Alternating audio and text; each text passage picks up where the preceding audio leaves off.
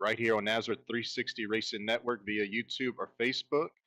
My buddy, once again, Tyler Ditmore, will be on audio only, and we'll have some drivers on camera tonight so you could see their faces and whatnot if you follow them along that series. But Tyler, man, a big show tonight. Our Championship 6 drivers are going to be on the show tonight. Yeah, settle in. We're going to have a lot to talk about, not just with Championship 6 drivers, but looking back at the week that was in Nazareth. The Monday night series took to the wide and fast Homestead Miami Speedway for one of the best races they've had all year, Brady. And then, last week on the Friday night series, those guys who's fighting for a championship had to get through Talladega. We'll cover that race a little bit as well. And the Tuesday night series, SimRacerHub.com Xfinity Series, hit their duels at Daytona this past week, I believe, Brady. So a lot to talk about, a couple of NASCAR topics as well that we'll get to. Some pretty fun topics, I do say so myself after discussing in the pre-show discussion we had, but a lot to get to. We have these interviews coming up, so we're going to kick it off by switching immediately to the Monday night series. And, the Nazareth 360 Racing Network 200 at Homestead Miami Speedway. I was on the call with Wesley Outland, who was the main man in the booth, Dean Hopton producing. And it was a great race, Brady. Just an absolutely amazing race to watch, clean throughout, super competitive, only one non-stage yellow. And honestly, that non-stage yellow, though, did throw a pretty big wrench in the race strategy. Absolutely. And, spoiler alert, that's actually going to be one of my questions to you later on in the hot laps when we get to that segment. So just be ready for one of my questions in regards to that about the Monday race. But man, a great race. I know all drivers. We had 37. We actually had 2 starting parks. So technically 39 entries Monday night. But fantastic race. There was a lot of split strategies. You had guys that took their tires, stayed up front, kept their track position, led a lot of laps. We saw a couple of teams, Highline, Sick With It Motorsports, Mission One, pretty much dominate the top 10 throughout the whole race.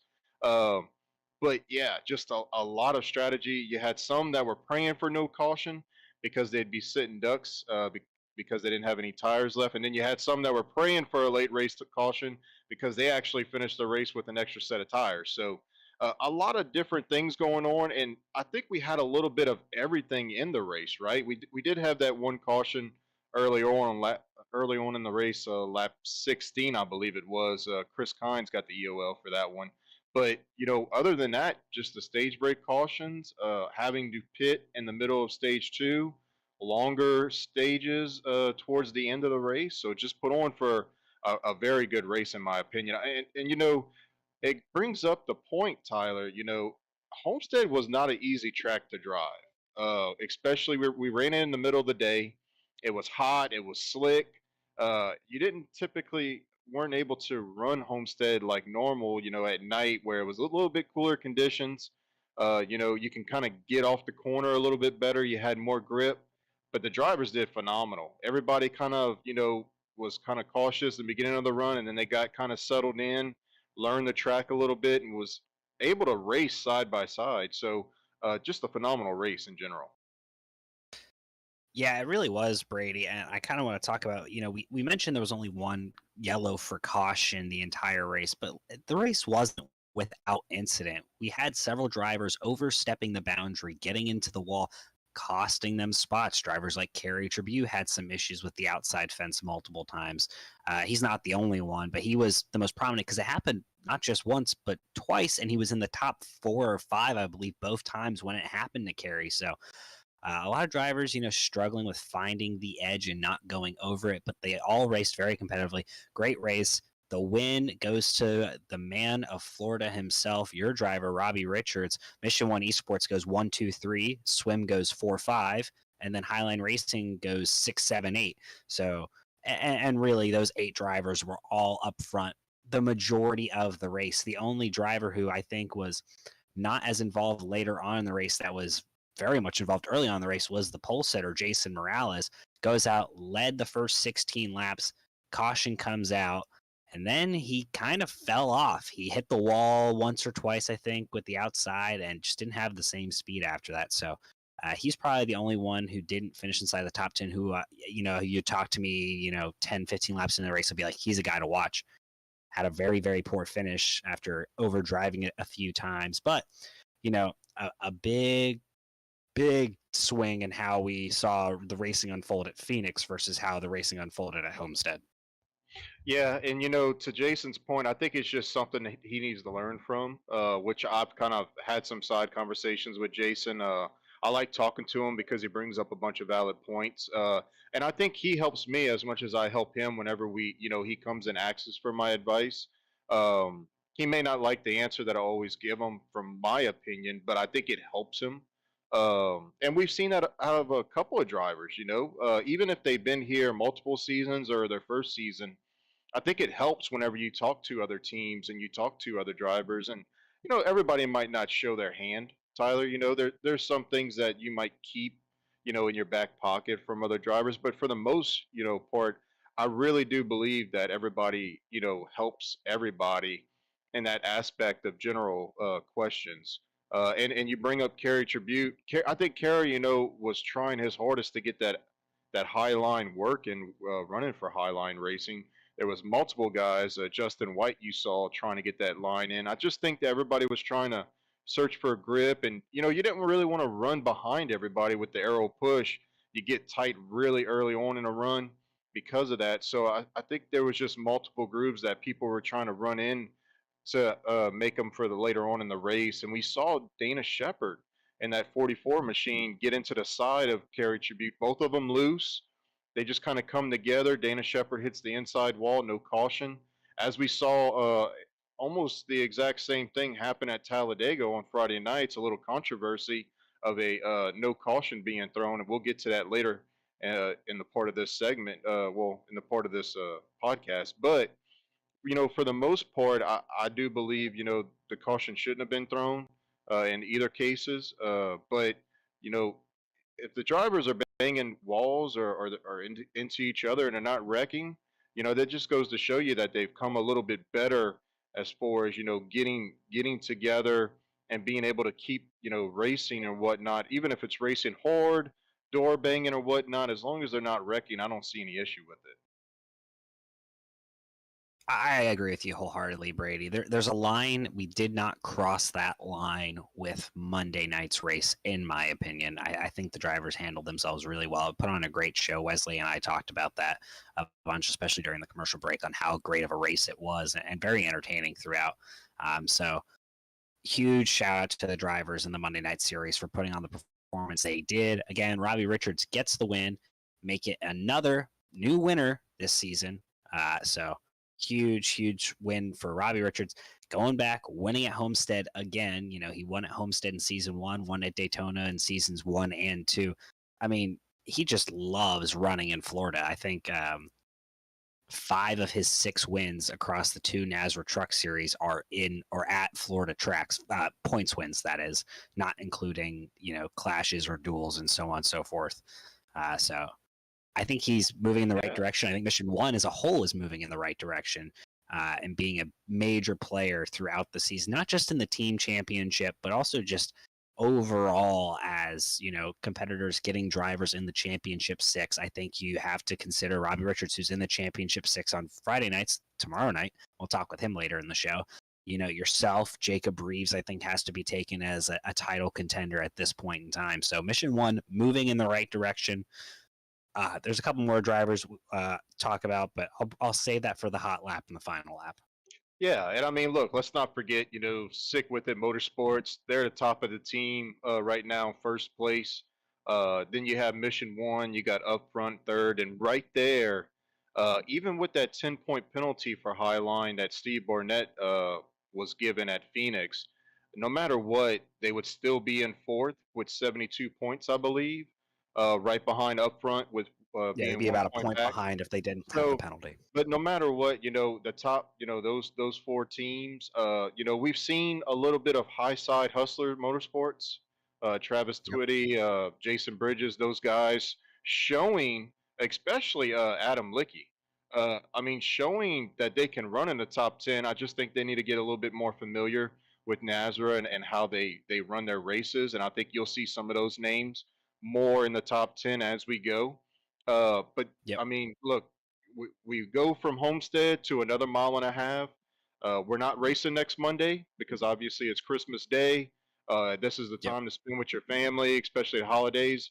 I know the following week is New Year's. The way it falls this year, it's just so hard to take 2 weeks off in a row. So we're gonna race New Year's Day night, if that's how you want to say it or whatnot.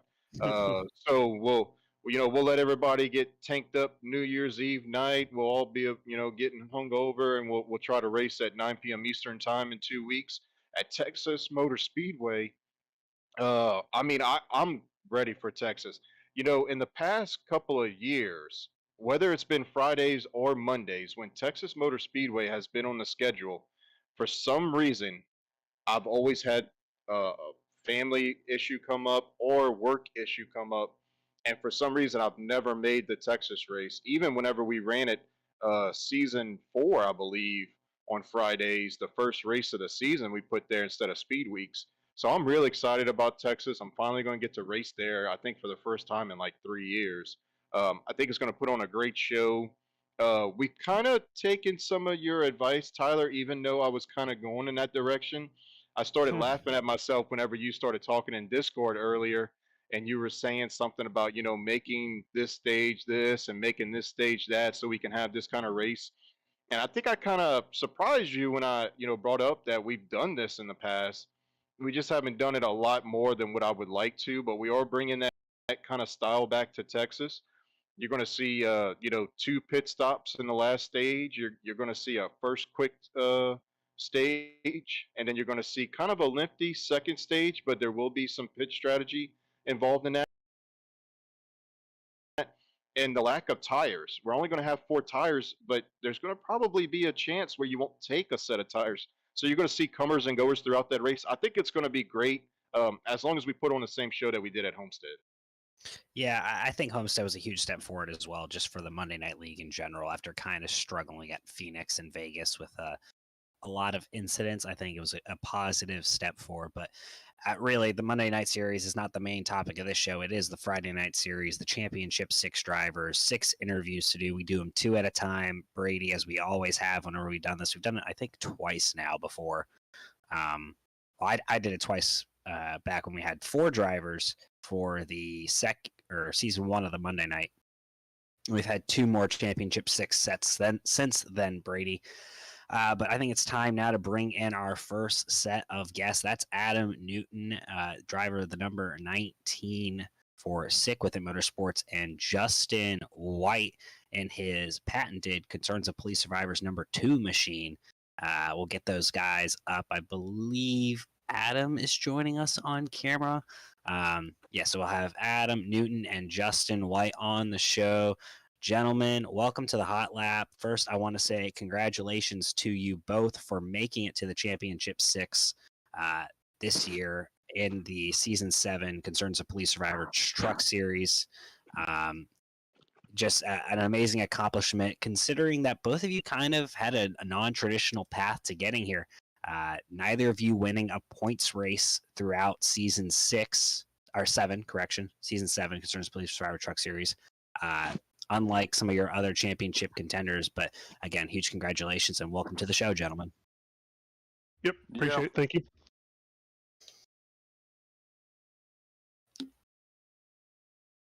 So I'll start off with the first question, and really it's for both of you, and that's kind of generally how we've done these in the past. Is first couple questions for both, and then Brady and I will go into more specific questions. First, talk about your seasons, how you got here, how you're feeling coming into Old Atlanta. Obviously, the last 2 races aren't really indicative of what we're going to see performance-wise in the championship race because you've had Talladega and Martinsville, 2 very, very different tracks from what we're running here tomorrow night. So we'll start first with you, Justin. What is it like for you to be in this position, in a championship 6 position? How does it feel to get here, and what do you think of your season so far? Well, I mean, my season's been kind of lackluster. It's definitely not because I haven't been trying. It's been an up and down season, but in the end, it's really not going to matter because it's going to matter when I bring home my championship trophy tomorrow. That's when it's really going to matter, and that's what I plan to do, and that's what I am going to do. So I don't know what Adam's plans are, but if he gets any closer, I'll put him in a wall because I will wreck him for the sucker. I'll just go ahead and say it now.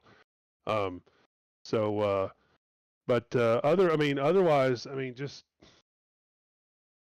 I don't have a lot to say. I'm racing against subpar quality talent here, so we're gonna see what happens in Atlanta. I love Atlanta, and I'm strong in Atlanta, and I'm going to be up front all night. Well, extremely confident. I think we're trying to get Adam back up in here to talk with us. He somehow left the voice chat temporarily. For some reason I can't seem to pull him up. There we go. There's Adam. Adam, I just finished up. Justin, coming out aggressive here in the first question, saying subpar talent across the field. He'll wreck anyone to win a championship. He does not care. He's going to bring it home tomorrow night. Talk about your season getting here, obviously, and then your expectations. Well, Josh Ball made a very good point. I've got to watch out for Wrecking Robbie, Swerving Irvin Merck, Peacock TV. You never know where he's going to go. And it's going to be interesting. I will wreck anybody to make it. I'm going to do what I got to do. Brady, they're coming out swinging. Yeah, and it's all fun. I've been in this position, Tyler. And it's almost comical, right? Because you're not used to hearing this from either one of these drivers. So it's really funny. I do want to touch on something because Justin kind of deflected the question a little bit. I guess it's because of the no win so far this season. Um, but tell us a little bit about the season and the playoffs. There has to be some differences. We've seen you in this position on Monday nights where you ran for a championship, what, 4, 5, 6 weeks ago, maybe? Tell the viewers, kind of give them some details of what it was like going through the season, especially through this playoff run, because you didn't have many playoff points, but you made it. You've got to be happy to be in this position. Same for Adam Newton. I'm trying to think. Justin, help me out here a little bit. You were the 12th seed, maybe 12th or 13th. I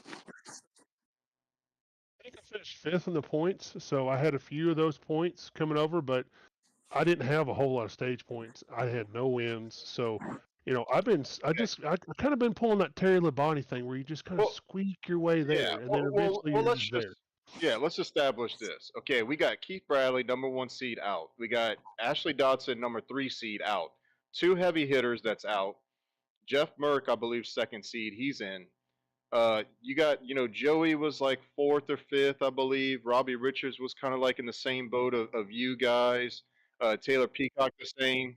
So Chris Cinnamon, Stephen Thomas. Heavy hitters that's out of this that you guys took spots from. So tell the viewers a little bit about the season, and then go on kind of elaborating more on the playoff run that you two were able to put together in order to get to this point, because it wasn't easy. No, getting into the playoffs is not. When you don't have a win, you're stressing every week. But I've taken a different approach to Friday nights. Either you just go out there and run, and you see where you end up, and just be consistent. Because eventually, these guys, they all have pressure. They have a lot of pressure on them, and the pressure will get to them. It'll get to them big time. And we've seen it happen. Now, Keith, I can't say the pressure got to him, but the pressure got to his PC. He didn't maintain it, or whatever he did, or loose ram stick, or whatever. It's his own equipment, but in the end, PC or not hardware, he choked it away, and I'll tell him that right now. And I'm hoping I know Adam's going to choke it away, so I ain't worried about him tomorrow. Adam, talk to us a little bit about your playoff run. Well, it was at times disappointing. I did get to work with Pancake Panda some. He was great. It depends on which race you get Swerving Irvin Merck at. There were some challenges, IRP, Auto Club, Michigan. It just kind of Justin Ball, touched on it really, really well. It depended on which week you were at. I mean, Reckham Robbie got me at Martinsville. I made my own mistake. You just got to be consistent. That's the thing. I mean, whoever's the most consistent can save the tires. And I got to thank Usama Bradley for trying out my Campbell at Atlanta. It was pretty good. But yeah, consistency wins it. So both of you have clearly, I think, colluded a little bit before this interview, because I'm really enjoying the nicknames you have for some of your competitors, and just the amount of smack talk you both come in. I mean, sometimes we miss this a lot, Brady. Sometimes guys come in real timid, but I knew after discussing with Justin for a while now in the board of directors chat that he was going to come in and kind of light it up. And Adam has seemingly come as well to throw haymakers. But I got to say something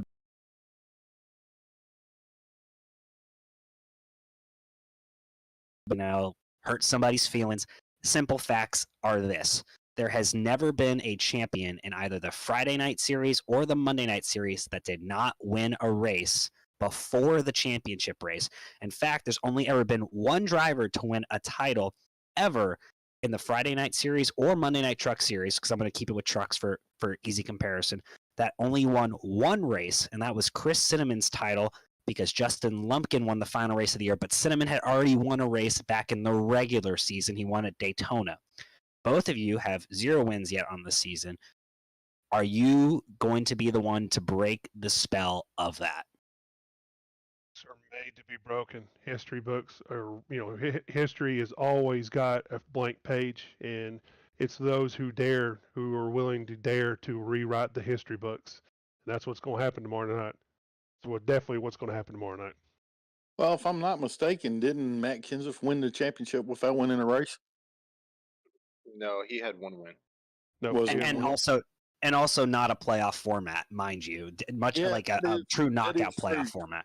But I mean, stuff is meant to be rewritten. I mean, we're rewritten.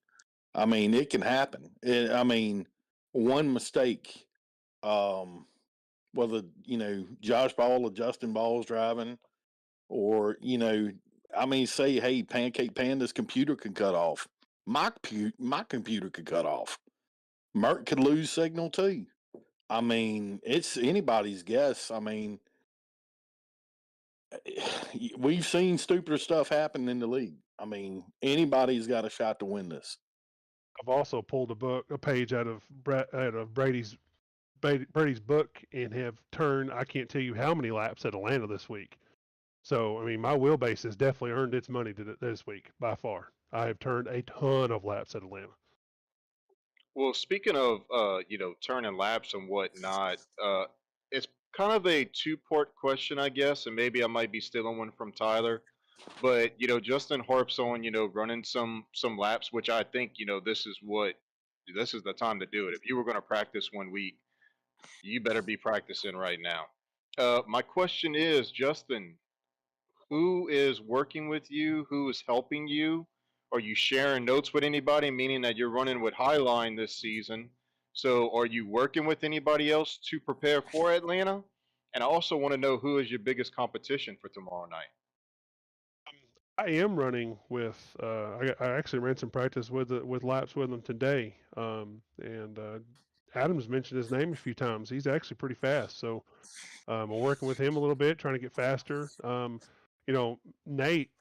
Nate's a good guy to drop that I'll bounce ideas off of. I've also been watching a crap ton of YouTube videos too, trying to figure out how to run it. That's how I figured out how to run Charlotte so fast. It's just I watched a crap ton of YouTube VRS stuff. I mean, I'll put it in the background while I work, and it just absorb this information. And believe it or not, the more you practice, the more you encase yourself in this Atlanta old setup or whatever.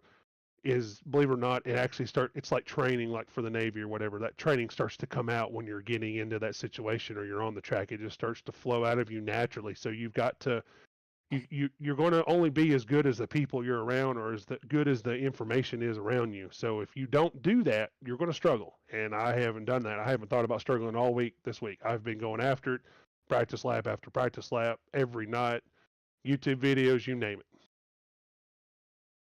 And who's your biggest competitor tomorrow night?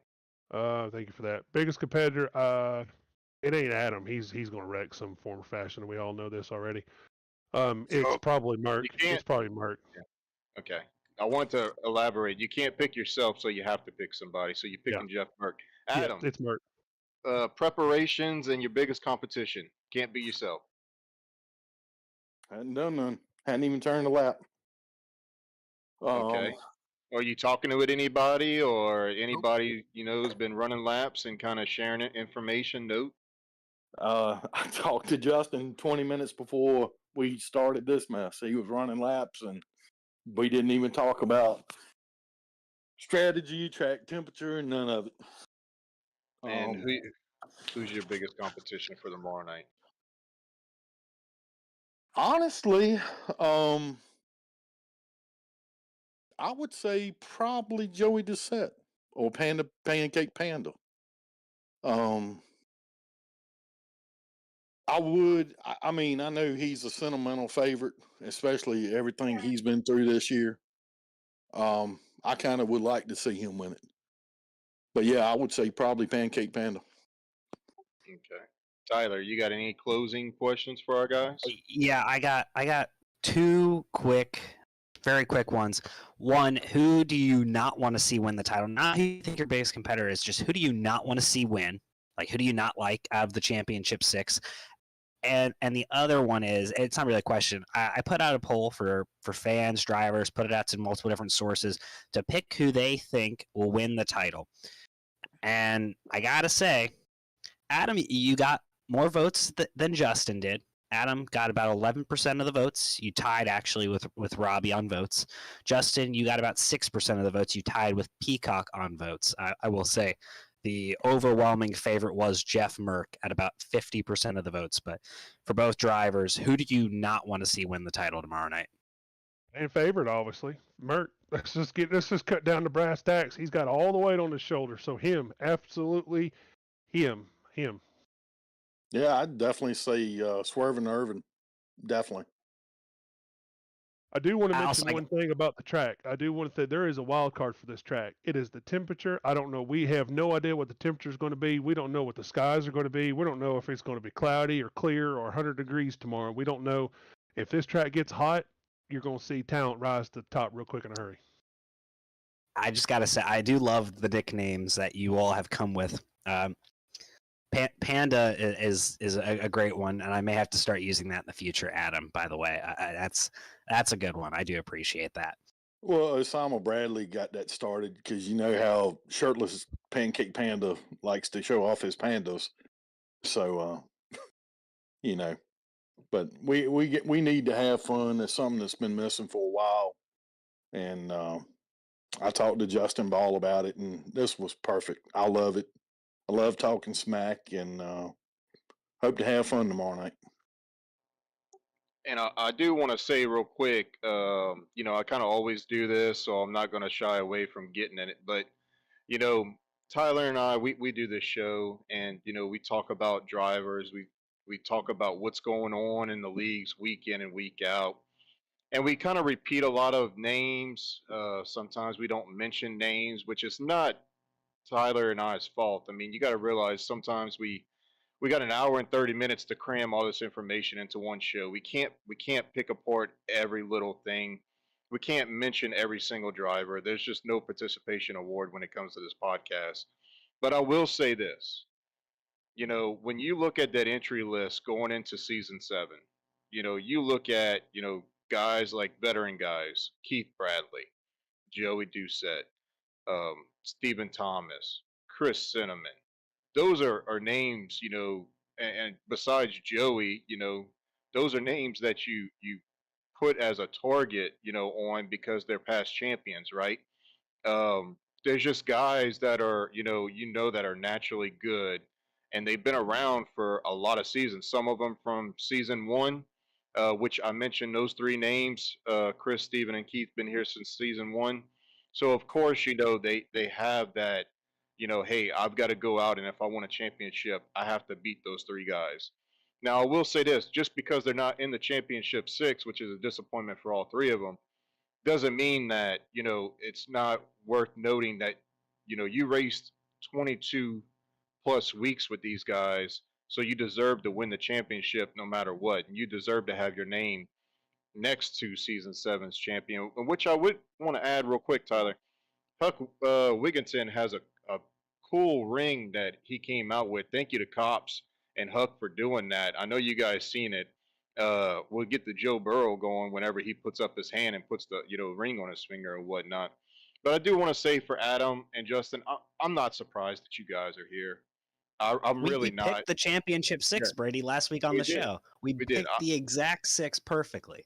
Exactly. And I'm not surprised, but I am proud of both of y'all for grinding it out. I know it's hard to give up your Fridays, especially, with people, might have kids or have things going on. But both of y'all do deserve to be here, and I wish y'all nothing but the best tomorrow. Yep, appreciate you. Thank you. Thank you. That Thank ring's you. going to look Appreciate good on it. this finger right here. It's going to look nice and pretty right here on this finger. Sorry, Adam. It's I'll let mine. Justin come polish it every now and then when he gets lonely. There you go. And Ain't that Cody, right, JB? well, good luck to you guys, and hopefully we'll have y'all on in the next couple of weeks as our champion for season 7 in the Cops Truck series. Yes, sir. Hope so. Appreciate you guys, what you do. Yep. Thank you. And Cody, Tyler, if we can, before we transition over to hot laps, let's just post if we can, Cody. I don't know if you have it, if it's updated or not, but the playoff bracket. If we can just post that Yes. real quick, I'd like to Yeah, we post that. talked And with there you him. see those 6 names, Tyler. Yeah, and we talked. Hey, the 6 names you and I predicted, both of us, we agreed last week's show. And of the driver who was in the red coming into last week's show, that would be Robbie Richards. He got into the green. He was the one driver we thought would go from out to in. We both nailed that perfectly. Really, I mean, just probably one of the best predictions we both made ever on the show. So, great talking with those two guys. Yeah, we did just receive some big news. Taylor Peacock, unfortunately, will not be making the interview due to something came up last minute. Some personal things going on for him. Slight concern he may not even make the race tomorrow, Brady. So huge breaking news on the hot lap coming at you right now. One of the Championship 6 drivers, the only driver other than a certain podcast host to win a race in the inaugural season of the Concerns of Police Survivors Truck Series, still running in some form or way with NASRA, whether booth or driver. So just got to say that's a huge loss if Taylor is unable to go tomorrow. Yeah, it's unfortunate, because I mean, it's man, it's kind of cut off guard, especially when you hear about it, the night before. And I feel bad for guys,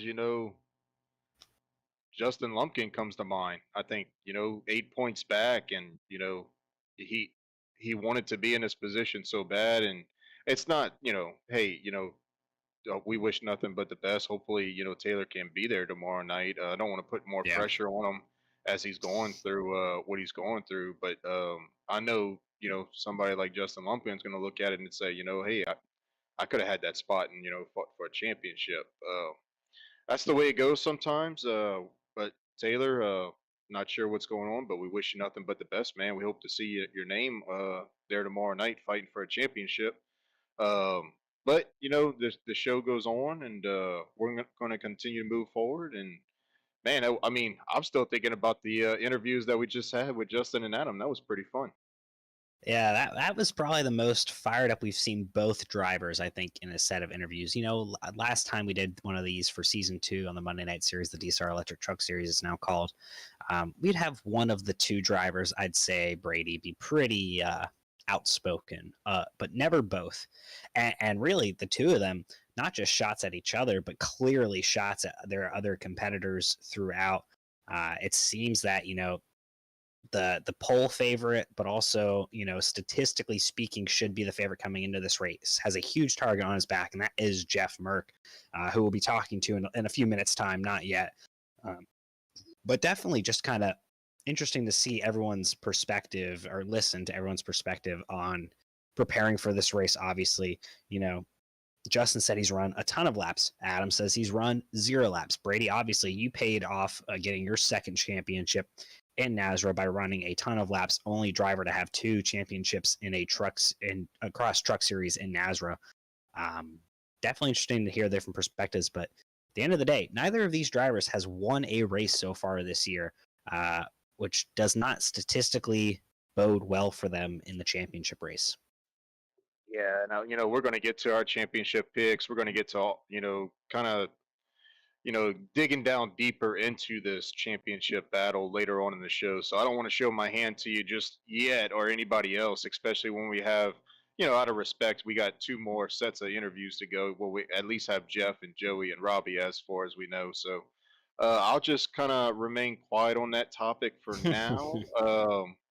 But I do like the field that we have, and reputation. Your reputation is everything, right? So you can see right there with Justin and Adam. It's they're picking Jeff not to win it. Kind of you kind of find out real quick who you like and who you don't like. Whenever you race with somebody for 22 weeks. So, but yeah, I mean, man, that was fun, and I can't wait to see what Jeff has to say about all of it. Yeah, I can't either, but I will say, Brady, I have stats throughout history of Nasra that can prove or disprove every driver on why they should and why they shouldn't be champion. And I got a stat that's going to probably shock a lot of people here shortly about Jeff Merck and why he might not win the title. Right. Although he is a favorite in every way sense of the word, there's something out there that says, he's not going to get it done. But we'll talk about that when we talk with him here shortly. To your point, I don't even think that I was the favorite. When we ran for Monday's championship, I don't think that I was. Joey's story at the time, I think, played a role in that, and I think there was Nate Mauer's name was brought up a lot, if I could remember. I just felt like Hunter Parsons. I was probably the 3rd or 4th driver that might have been on everybody's radar of hey, he's choked in the past, he's made mistakes, but I put in the time and I put in the work that week, and it obviously paid off. And I think Justin White kind of took that out of my book, and I think it will pay off for him. But like I said, I'm not making any picks just yet. Yeah, I would say looking at just the results of season 2 here real quick, based on numbers, Joey Doucette probably would have been the favorite 1-2 of the last 5 weeks leading up to the championship race. You can maybe make a case for Hunter Parsons, although his greatest success is generally at short track, so I wouldn't have considered him to be a major threat at Auto Club. But that may be a topic for another day of itself. I think we probably could move into the Jeff Merck interview now. Brady, if we want to pull him up. Yeah, we'll pull Jeff Merck up here. He's in the transfer room now. We're gonna see if he will be joining us here shortly. It looks like we have him on camera. So, bringing on to the hot lap with Tyler and Brady, we have the driver for Upfront Motorsports, Mr. Jeff Merck. Jeff, welcome to the show. What's up, fellas? I watch you guys every week. I'm finally on here. All I had to do was win 6 races and be in the championship 6. Well. Okay, I'm gonna slow you down here. We only count points races, so you only have 5. Oh, okay. Okay, only 5 races. I don't count non-points races as real races. No offense. Okay. But hey, I will say you are one of only 15 drivers in NASRA history with 5+ wins, and you did it in only 1 full-time season. So I will give you props where it's due. I appreciate that, Tyler. Hey Jeff, real quick, check your Streamlabs. Make sure you're muted in Streamlabs. I sense a little echo. Okay, how about that? Is that better? That's a lot better. Thank you for doing that. Yeah, there we go. Yeah. See, we're learning all here together. We do it all the time, Jeff. I'm a slow learner. I'm fast on the track, but slow on everything else. There you go. Well, Jeff, I mean, I'll kind of kick this one off if you don't mind, Tyler. We kind of seen, Justin and Adam come in here, blazing about this, had nicknames for drivers and whatnot. They both picked you as they didn't want to see you to win the championship. Before we get to all that, though, let's just talk about your season in general. Tyler brings up the wins, the top 5s, the playoff points. I believe you were second in playoff points, right behind Keith Bradley. but you don't have to necessarily worry about Keith. You might have to fight, to beat him at Atlanta tomorrow night as far as maybe getting the win. But you don't have to worry about him stealing a championship from you because he won't, be eligible for it. So talk about your season and your playoff run to get you here this point because you won Martinsville, so you didn't even have to worry about Talladega. Yeah, I mean that was a big thing. I knew I was going to be good at Martinsville because, as everybody in the broadcast booth always said, I'm more of a short track specialist type of guy. I'm good at a couple mile and a half, but I'm really good at a lot of short. I knew if I could get out front at Martinsville, I had a really good chance winning the race. And then Talladega, all I had to do was run one lap, and then I didn't have to worry about anything else. But yeah, I mean, I came in, kind of got off on the wrong foot, stepped on a couple toes, got in a couple pissing matches with a couple guys. Not very proud of that, but that's kind of my driving style, kind of who I am.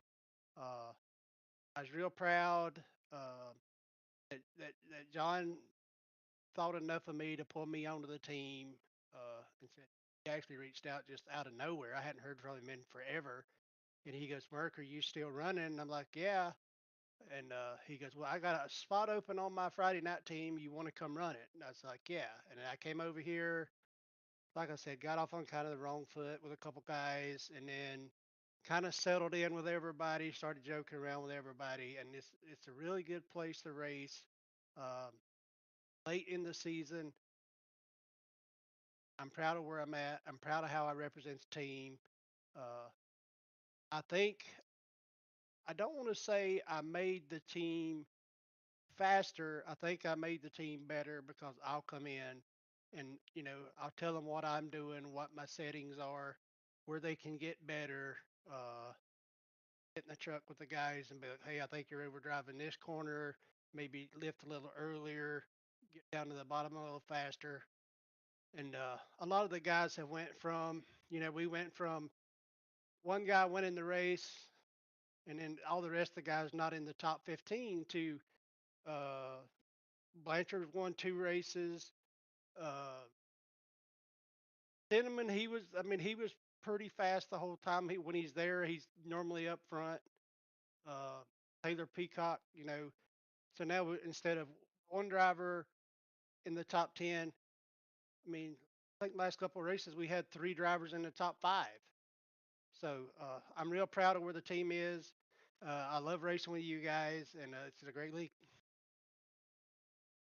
So Jeff, I gotta say, I love the fact that we get to talk with you for a couple of reasons. One, just the hilarity of it for me. You come in, you are the Keith Bradley replacement. Like, let's just put it plain and simple. Let's not, Yeah. lie to ourselves here. You are the Keith Bradley replacement, and you go out and have a Keith Bradley-esque season. 5 wins, won pretty much every short track. You win Iowa, you win IRP, you win Martinsville, you win Phoenix, not really a short track, but kind of races like one, a lot of time on the break, whatever. You win Darlington. That's a pretty Keith Bradley-esque place to win at, is Darlington, in my opinion. You do all that.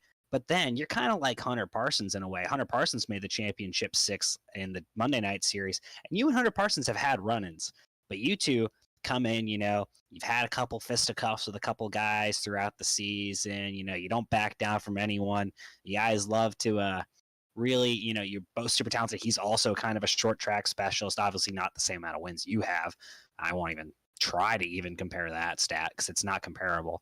But, you are such an interesting persona to have here. What is it like to be the guy to replace Keith Bradley? And then really, like, I know he missed a race at Martinsville and that really ruined him. But you know what? I missed a race at freaking Charlotte and it ruined my playoff chances. So you know what? Boo hoo, right? You took a spot away from him, really, if you want to talk about it.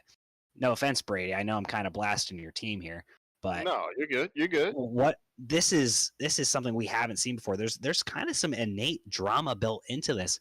How does that feel to you to know that like you're kind of part of this one, and then at the same time, have a chance to still win a championship and kind of keep up front, quote unquote, up front when it comes to importance in the Friday night series? Yeah, I mean, if I mean to me it feels really good. John knew I was a fast driver. I helped him run a league for a couple years ago, and I was I was up front a lot. I mean, and we were, and it was a league of fast guys. So he knew, yeah, he knew he was losing his. I don't want to badmouth anybody on the team, but he was losing his ace. So he was like, okay, well, he's going to try to bring in an ace to replace his ace, and that's kind of where he was.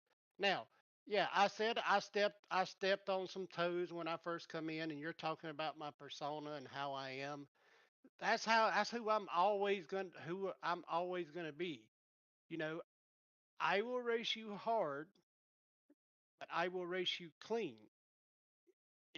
If you race me dirty, I'm going to race you dirty right back. I mean, if bringing up Hunter Parsons, if I'm following you into turn 3 and 4 at Richmond, and you should already be off the brakes, and back on the gas, and then you stab the brakes, that's dirty racing to me. And we both got penalized for that thing at Richmond and all that good stuff. But I'm not going to back down. I'm going to get on there. I'm going to call you out. And to me, that's old school Dale Earnhardt, Rusty Wallace racing days of, hey, once you get out of the car and get in front of a microphone, you start throwing jabs at each other just to kind of make it fun, if that makes sense. So Jeff, I want to kind of switch gears away from some of that, and I want to talk about preparation. I know you're probably running PGR tonight, super speedway racing every Thursday night. I see your name in there most of the time, but you're preparing for a mile and a half tomorrow night, and it's not Atlanta where y'all are super speedway racing. It's the old Atlanta, different setup, different track, obviously before the repave. Have you been preparing for Atlanta since we don't normally run it on the schedule? It's kind of a wild card this season, with it being a championship race. And I want to know who your biggest competition is tomorrow night. Biggest competition tomorrow night, will probably be myself. I just got to get out of my own head, drive my race. Well, Don't yeah, drive let's say you have to pick a driver. You got to pick Okay, I somebody. have to pick a driver. Um, it'd probably be a toss up between, I'd say, Joey Doucette and I'd say Joey Doucette. I think he'd be the fastest out there. I think he'd have to be. Uh, I don't know. That's a hard question. You got Joey Doucette. You got Adam Newton. Adam Newton's fast. God, you got Taylor Peacock. He's fast. He's a teammate. I think the last couple of my wins, he was always right there within firing range. Uh, but I'd say the biggest of the three would be a coin toss, probably between Doucette and Adam Newton. So you could And 50-50. have you been prepping? Have you ran some laps? Sharing notes with anybody? Has Chris Cinnamon helped you? Anybody on that upfront motorsports team running laps with you in order to prep? Taylor's your teammates involved in the championship six. So I mean, are y'all preparing for this track? Have you ran any laps? Now, I haven't ran any laps with any teammates, and I'm probably not going to. Yeah, we're teammates, but I mean, this is, uh, if I'm racing you for a championship, yeah, we're on the same team, but I don't think I'm really gonna be in there going, hey, do this to beat me or do that to beat me. I mean, I've gave a couple notes out there about what you do if you get in the truck and it's a loose truck. You should do this, or you should do this to the steering ratio, or you should do this to the brake bias. But on a championship race, I'm not going to be in there going, hey, hey, you're doing this wrong. This is how you can beat me. Well, No, hold on, Jeff. Jeff, no. I wanna know something though, because you just kind of brought something up. In previous races, have you talked strategy during the race, or what you found maybe in speed, and shared that live in Discord during the race with your other teammates? Maybe. Okay. And you're But saying you're not going to do that tomorrow night. You're going to no. kind of keep quiet. So if There ain't a if chance in hell I'm giving so nothing so you're away tomorrow. saying that if you're winning and Taylor's running, let's say fifth or sixth, and he comes on the radio and says, "Jeff, what are you doing in turns 1 and 2 to where I can find a little bit of extra speed?" You're going to tell Taylor, "Hey, you're on your own." Probably. Yeah. When he asked me what, hey Merc, what are you doing in 1 and 2? I says being faster than you. Let's go. Yeah. Yeah. During the season, that's one thing, but I mean, when it comes down to, hey, it's time to go racing for the big money and probably one of the coolest trophies I've seen, that championship ring. I'm assuming that's what that is in the chats, and I'm thinking that's gonna look really good on my finger after tomorrow night. But I don't want to put the cart before the horse, but yeah, that would look real good sitting on the mantle. That's for sure. Well, that's only just one of the prizes. There's more trophies to give out for the championship six. So whoever wins it's gonna, that's a bonus prize that Huck and those guys came up with. So a lot of prizes for the winners. Oh yeah, well then that makes it even. That'll make me even more tight-lipped. Then. You're just telling them more reasons why to I'm not not. help. Yeah, yeah. I'll help him when the white flag comes out, and if I cross the white lap first, I'll tell him everything he wants to know on that last lap. But that's pretty So much so Jeff, be the extent of it. so Jeff, I got to say this. I'm a big stats guy. I've spent a little bit of time the last couple of days looking at you know winners and champions across every truck series that NASRA has run. So that'd be the Friday night and the Monday night series. There have been 8 championships so far, right? 6 on Friday, 2 on Monday. The driver with the most wins throughout the season, which is you this year with 5, has only won the title twice. Only twice out of 8, so 25%. Uh, does that kind of concern you that maybe you've had too much success? And also on top of that, 4 of your 5 wins have been at shorter tracks. Darlington, you're one intermediate, but Darlington and Atlanta are very, very different racetracks. Yeah, 100%. Yeah, Darlington is a very technical. I really like technical tracks. Like Darlington, I think I said it in the interview. Darlington drives like a short track. I mean, Yep. you gotta throw it off into one, get it right up there by the wall, just kind of ride along the wall, and then drop it down. Try to keep the car loose. Try to keep it underneath you. Don't slide it around. And Atlanta is very keep the momentum. Well, it's old Atlanta. Old Atlanta kind of it's not it's not a short track, but it's not an intermediate track either because the simple fact it has a lot of personality because the surface is bumpy. Uh, and what is it going to do with this new dynamic track data where halfway through the race, you might have to start searching for grip because there's too much rubber in the low line or the middle line or top line, wherever everybody else is running. You just got to find speed where everybody else isn't running. I'm kind of good at that. So I like old Atlanta. I'm not a fan of the new Atlanta where you just hold it wide open and once it gets loose, you just got to fight it.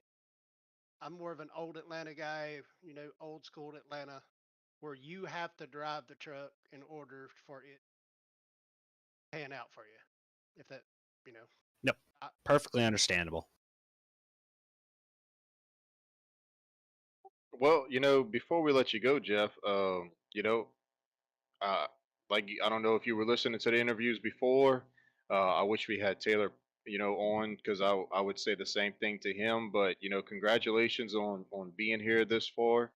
Um, Best of luck to you. I want to hear, why does Jeff win the championship tomorrow and why? Um, but I just want to let you know, buddy. I appreciate you joining us this season. You showed, you and Keith pretty much have been the favorites. I think you can count Ashley Dotson in there, but you don't have to worry about them. No Chris Cinnamon, no Stephen Thomas. So congratulations on making it. Best of luck to you tomorrow. And why do you win the championship? I think it's but first off, probably because my wife lets me do this a lot more than she really should. anytime we're just bored sitting around, she'll be like, "Hey, why don't you just go race?" It's kind of my getaway. Uh, I kind of come out here just to get away from everything. Um, why I win the championship is I think I'm on a good team. I have supporting guys that are always more uh, team oriented. I want to say than personal than just the one person. It's more about the team, which is why I kind of try to help every every bit I can without shooting myself in the foot. So that's kind of why I'm kind of playing around with. I'm not going to share anything tomorrow night. I mean, I'm not going to, but it's kind of a joking thing between us. And I don't think any of the guys expect me to go, "Hey, this is how you beat me." Uh, but I think if I do win it, uh, I'd have to thank the team owner, the guys on the team for being supportive all the time. If I had a bad race during the season, like, "Oh, Merck, we know you're fast. Keep your head up. Don't let it get to you. Don't you know have the team owner talk to you and go, hey, why don't you just kind of drive the truck and let all the other stuff go, and you'll get a lot faster." And I mean, I didn't get faster. I just stopped letting the stuff bother me. It's like, hey, if if I hit the wall, I think it was where was it? Brought it up in the because somebody brought. I think it might have been Tyler that brought it up in the interview that I hit the wall trying to chase at Dover. It might have been you, Brady, that when I was trying to chase the No, wall. it was yeah, it was me on the Yeah, call for yeah, Dover. Yep. yeah, and I knocked the wall down. And I was like, well, I'm not going to catch him for sure now, but I'm gonna finish. They said, well, second's a really good finish. So I'll thank the guys on my team, second behind my wife if I win the championship. Uh, a lot of hard work, a lot of persistence. Uh, a guy that's not even on the team, that say a year or so ago, a guy named Scott Patton made me a lot faster. You know, took me to Dover and he says, "Well, this is where you're messing up. This is how you have to drive the truck." And I've took some of that and I passed it on to our team here at Upfront Motorsports. John Hendrick, another guy I got to give a big shout out to. If I do win the championship, I'll probably dedicate it to him because he's the guy that pulled me in over here and said, "Hey, Merck, I need a fast guy on my team. If you are willing to do it on Friday nights, it's a great place to race. There's a bunch of great guys in there." So that would probably be who I'd have to thank. Uh, of course, you, Brady, uh, and Tyler, all the guys that put all the work into making this league run the way it should, having all the rules in place, having a review board in place where it's not you don't have a finger on the scale. When it comes to a review, you send it off to a bunch of guys to review it, and then that's. I think y'all have a great thing going here, and you just keep doing what you're doing, and you should have all the success in the world. And I hope you do. I mean, I would have no problem helping guys get faster because the more fast guys out there, the more fun you have racing every Friday.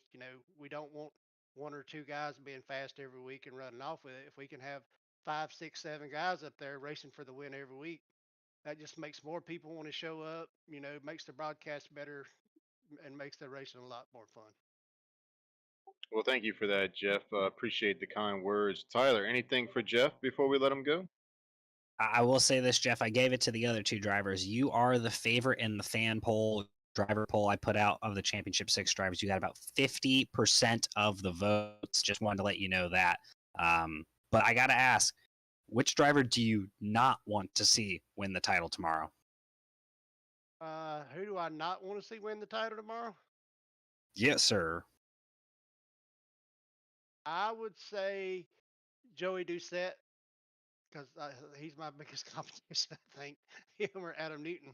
Uh, uh, mm, Well, yeah, I we would say heard Joey I would Doucette, so we got say to stick Joey with that Doucette. one. Yeah, I would say Joey Doucette. Yeah, even though he's a upfront motorsports driver on Monday night, it's on Fridays. Yeah, I really want this championship bad. I mean, I'm not going to race anybody dirty for it, but yeah, I want to win this one pretty bad. what they call him, the broadcast redneck that keeps comparing me to Dale Earnhardt in his rookie year. You know, make you know, as an old school race fan, yeah, that's I would like to pull off something that Dale Earnhardt never could. So Well, Jeff, we appreciate the time, man, and good luck to you tomorrow night. And we're definitely gonna wait to see. May the best man win, and like I said, best of luck to you. And maybe we'll be talking to you next week as our season 7 champion of the Cop Struck Series. yeah, that'd be really nice. And if I do win and they pull me up for the interview, I'm sorry if I cuss any because I'll probably be pretty wound up if that And well, happens. please just try to keep it Yeah, under try to control. keep We're gonna yeah, put you. I told the guys to start putting everybody in the transfer room just so they know that, hey, I'm about to go on air. So yeah, yeah, let's just yeah, keep it yeah, professional as much as we can. And then after that, yeah, yeah. The you go kids, type yeah, it, go type it and scream it. put the women and kids to bed. It's gonna be a good Yeah, night. yeah. Well, good luck to you tomorrow night, buddy. We wish you nothing but the best. All right, man. Thanks for pulling me up. Well, I mean, just I have appreciated the enthusiasm so far of the interviews, but also the candor and just the personalities we've seen so far through 3 drivers. Obviously, we still have 2 very entertaining drivers to talk to with Joey Doucette and Robbie Richards, Brady. But another great interview for the hot lap tonight. But we got to move on to the hot laps, and we got to start hitting some heavy topics, Brady. Yeah. So my first question to you, Tyler, and we kind of touched on it at the beginning of the episode, and talked about it and whatnot. But hot laps. My first question to you is: you're watching the race behind me, Homestead. We changed it up a little bit. Uh, it was actually a topic in the executive group chat that we have, and somebody said, "Hey, I think we should do this," and I said, "Well, actually, I was thinking about doing it." So what we did was is we kind of changed it up. We've been kind of experimenting a little bit. Obviously, if anybody follows our series, our league, we don't take many weeks off, so we don't run enough practice races to kind of take care of the data that we need to kind of change things up. We kind of just go with it. It keeps everybody on an even playing field because they know about it the week before. Well, you saw it. We ran a longer stage 2. We had 5 sets of tires total. It put on a great race, in my opinion, and it brought a lot of strategy into the race. So, on the topic of Homestead Miami, would you like to see more races ran the way Homestead was ran as far as race details? Yes, and I'll even say this: get rid of another set of tires. I think you give the drivers 4 sets of tires. That race is even more insane.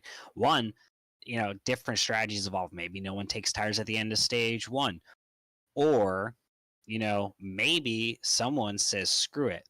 When you get that caution on lap 16, take your tires then. Those are your tires all the way to the end of stage 2, and you just get gas and go at one point. I will say this though, Brady.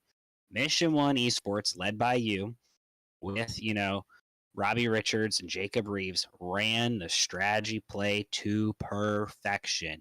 Getting tires in the middle of stage 2 was huge. You guys were fast, took advantage, split the long stage 2 in half because everyone had to pit. We knew they had to pit. They could not make it on fuel.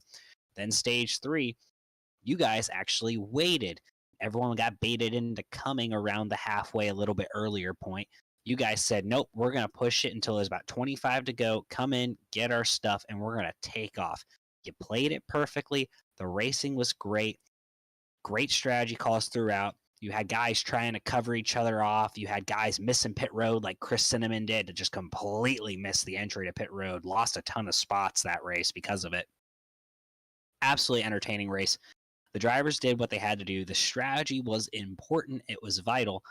It would have been, though, a little bit more entertaining if a caution had come out either between the 2 sets of pit stops or right after you guys had just already put your tires on, because there was a lot of drivers on different strategies, or even just a super late race restart with like 5 to go, because I don't know if a lot of drivers would have pitted because I don't think they could have gotten through the field fast enough. But we have seen some late race pit stop strategies work at Homestead in the past and getting top 5s.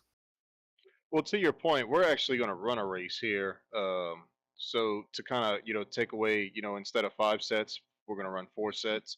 So we will see that later on. But I agree with you. I mean, the strategies that were kind of played, we saw, High Line on a different strategy, Sick with It, Mission One, everybody, bring up Mission One. Phil Pappas finished top 10, finished eighth.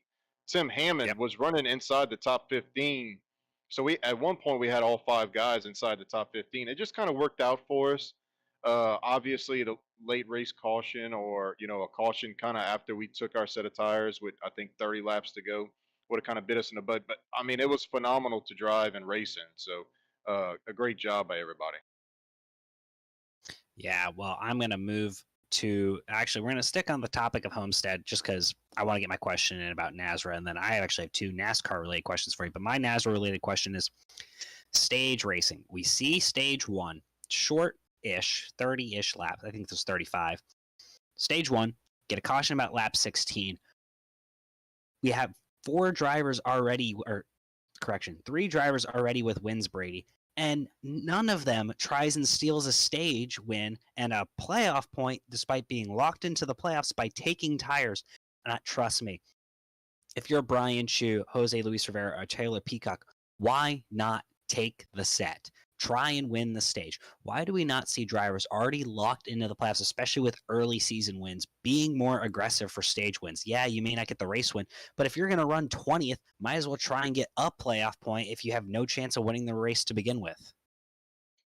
Yeah, so I don't know if you remember this or not, but I actually did this during the playoffs in Monday night series at Chicagoland. I felt like it was vital to get the 10 stage points for one, and the playoff point does help, right? And I was able to pull it off. Um, and to your point, Jose rings a bell. Why wouldn't Jose do it? As much of a aggressive driver he is, I thought he would have done it. Taylor Peacock is known for doing it. Why he didn't do it? Brian Chu, he had the track position to do it, so why not do it? I was actually surprised by that because I even came on the radio and I told my guys, hey, let me know if somebody's pitting back there because at the time I was running second before I put the great move on Jason to take the lead. But why not do it? I mean, you would have had 10 laps. You could have got it done. They had so much grip on fresh tires on the high line. Everybody was sticking to the bottom with their older tires. You would have went flying right by all of us. And people just do not realize somebody like those guys who's locked in, they're making the playoffs. Well, just because you make the playoffs, like Justin White brought up earlier in his interview, you still can win or not win, but once you get into the playoffs and you don't have many playoff points, but three, I'd say less than three, you're still behind everybody else almost. You're still kind of in a predicament where you have to still be aggressive. And I just think that those guys passed up on an opportunity to get a point there. And we've seen guys, um, come down through the playoff run and miss out on the next round by 1 point. That might come back to haunt these three drivers for not getting that 1 point. Yeah, I agree. And here's my thing. I missed out on the first round advancing by 2 points. Imagine if I had been more aggressive with stages, because I believe I won week 4 at Richmond, in season 2 DSR Electric Truck Series. People need to realize, right?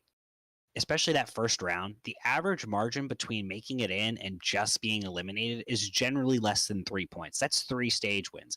We run a 15-week regular season. That means that there are 30 playoff points just in the stages alone, not including the duels, not including the clash, not including, the 3 you get for winning a race, not including the 5 top finishing regular season points getters getting points as well.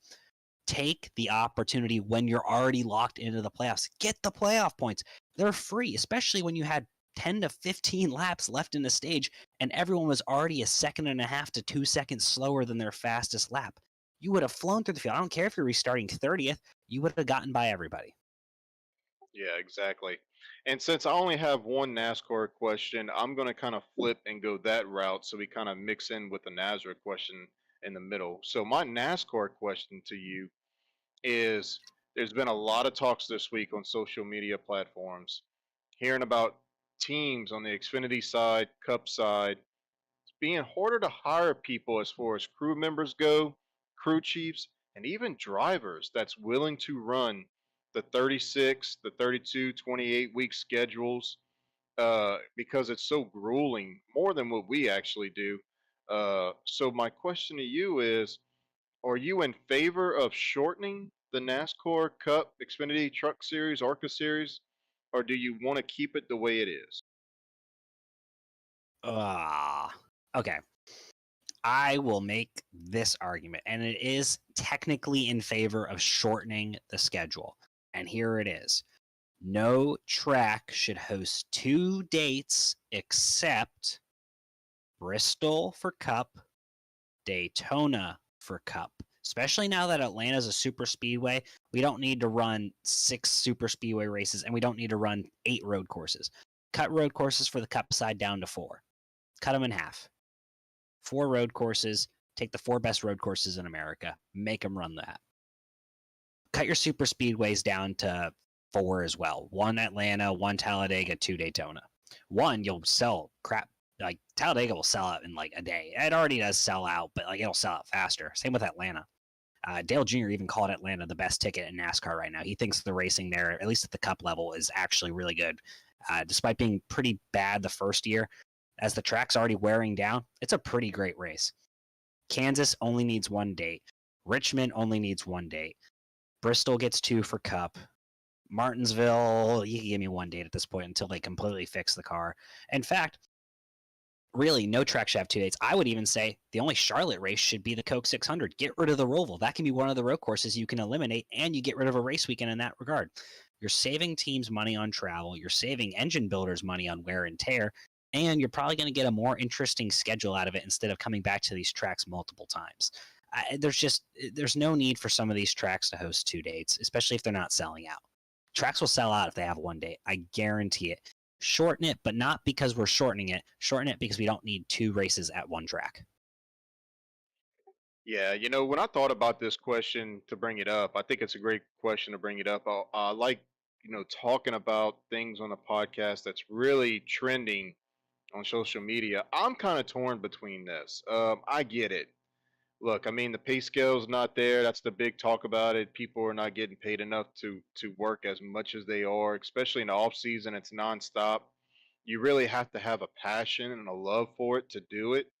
I get it. I hate shying away from tradition. As far as the 36-week schedule. I know at one point it was 32 weeks. Then it went to 34. Then it went to 36. I agree with you on some tracks. We don't need to go there twice, but I just can't see us not going to Daytona or Talladega or Martinsville twice. I know Vegas gets a second date, but I get your point on the road courses or whatnot. But man, half of me says, "Hey, this is what you signed up for. This is what you get paid to do," and then I kind of feel for the other guys. So that's why I kind of agree with you to a point. So we might have to revisit this conversation maybe in the next couple of weeks. I definitely want to revisit this, and not as a hot lap. I think we could have a very extended talk about this. And I will say, I did not say take the second date away from Daytona. That just still deserves 2. I will say this though, real quick. I know people who work in way worse jobs, who travel way more, who see way less of their family, and get paid a hell of a lot less. Brady, Yeah, I see them every absolutely. day. I see them every day. I walk outside my hotel. I'm stuck in on this base. Yeah, Just saying, I they agree get a with you. much nicer life. Um, Oh, no so doubt, no doubt. the pay thing and the burnout thing is not as much as just the racing, in my opinion, at this point.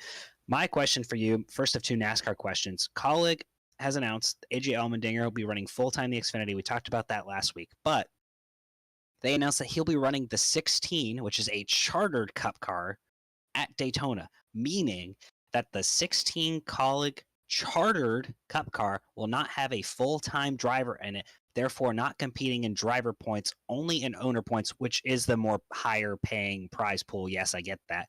Is this a step back for Colleague Racing? Are they going to be selling this charter soon? Because it does not seem like a positive step forward for the organization.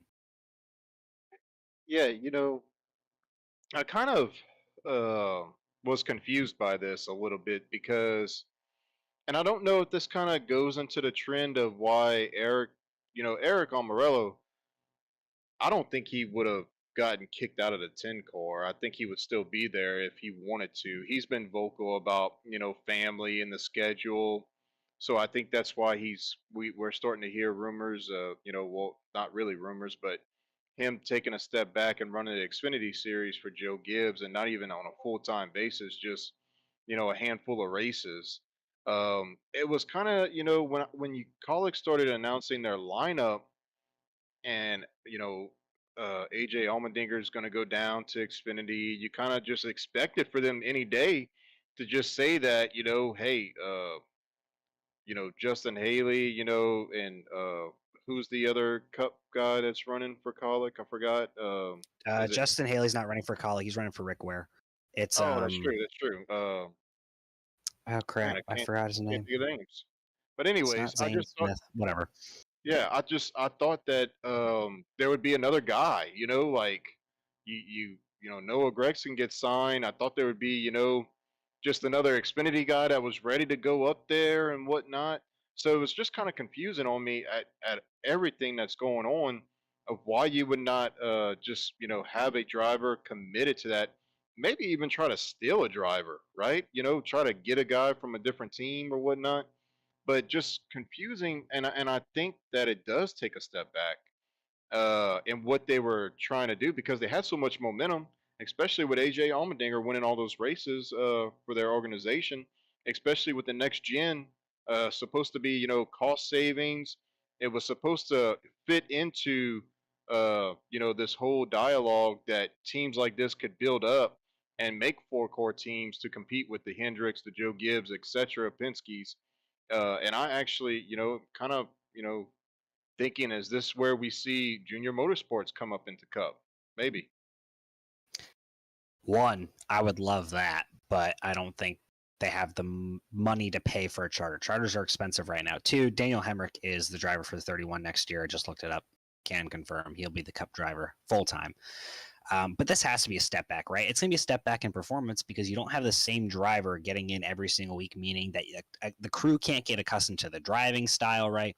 It's one thing when Allmendinger was in the 16 full time. They won at Indianapolis in the road course. Everything was going the right direction for that organization with the next gen car.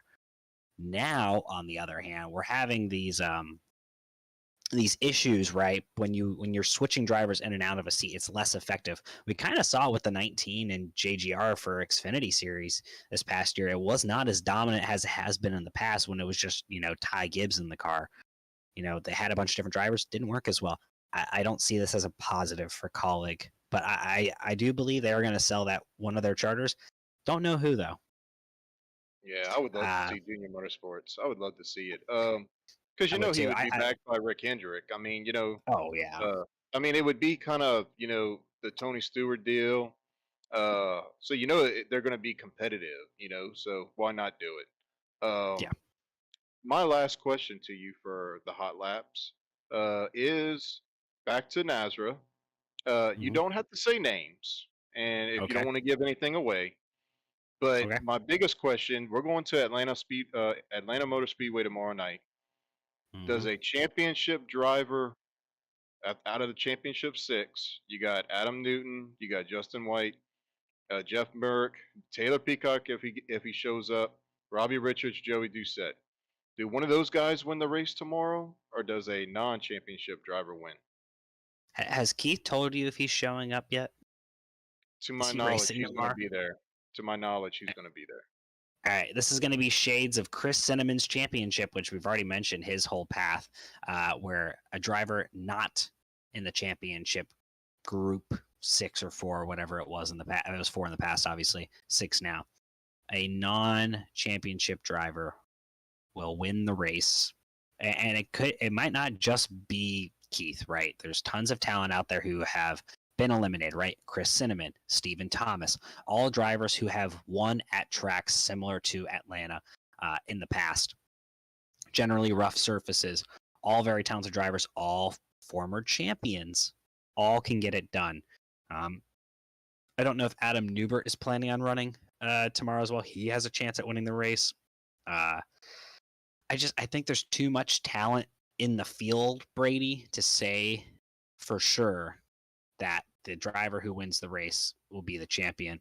I was just trying to see if I could find the last time we ran Old Atlanta, because New Atlanta came about in season 4. Ted Wade won the race. I'm fairly certain of it because it was a disastrous race. Yep. I But finished second. Yep. yeah, the last driver to win at Atlanta was Daniel Baldler. For those of you who are NASRA historians, that name may not sound super familiar, but that was when season 4's opening race was at Atlanta, not at Daytona. Mind you, we talked about this earlier. It wasn't Texas, it was Atlanta. Tried something different that year. Texas was the year before. Texas, Robbie Richards won season opener, season 3. I see what you're saying now. But yeah, I don't think one of them's gonna win.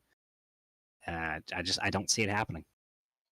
Well, I agree with you, Tyler, and I'm gonna tell you why. You can't. Whenever you show up to Atlanta Motor Speedway, mile-and-a-half track, it's gonna be hot. It's gonna be slick. Some of the best drivers that's not even in the championship 6 that can conserve tire are going to be in this race.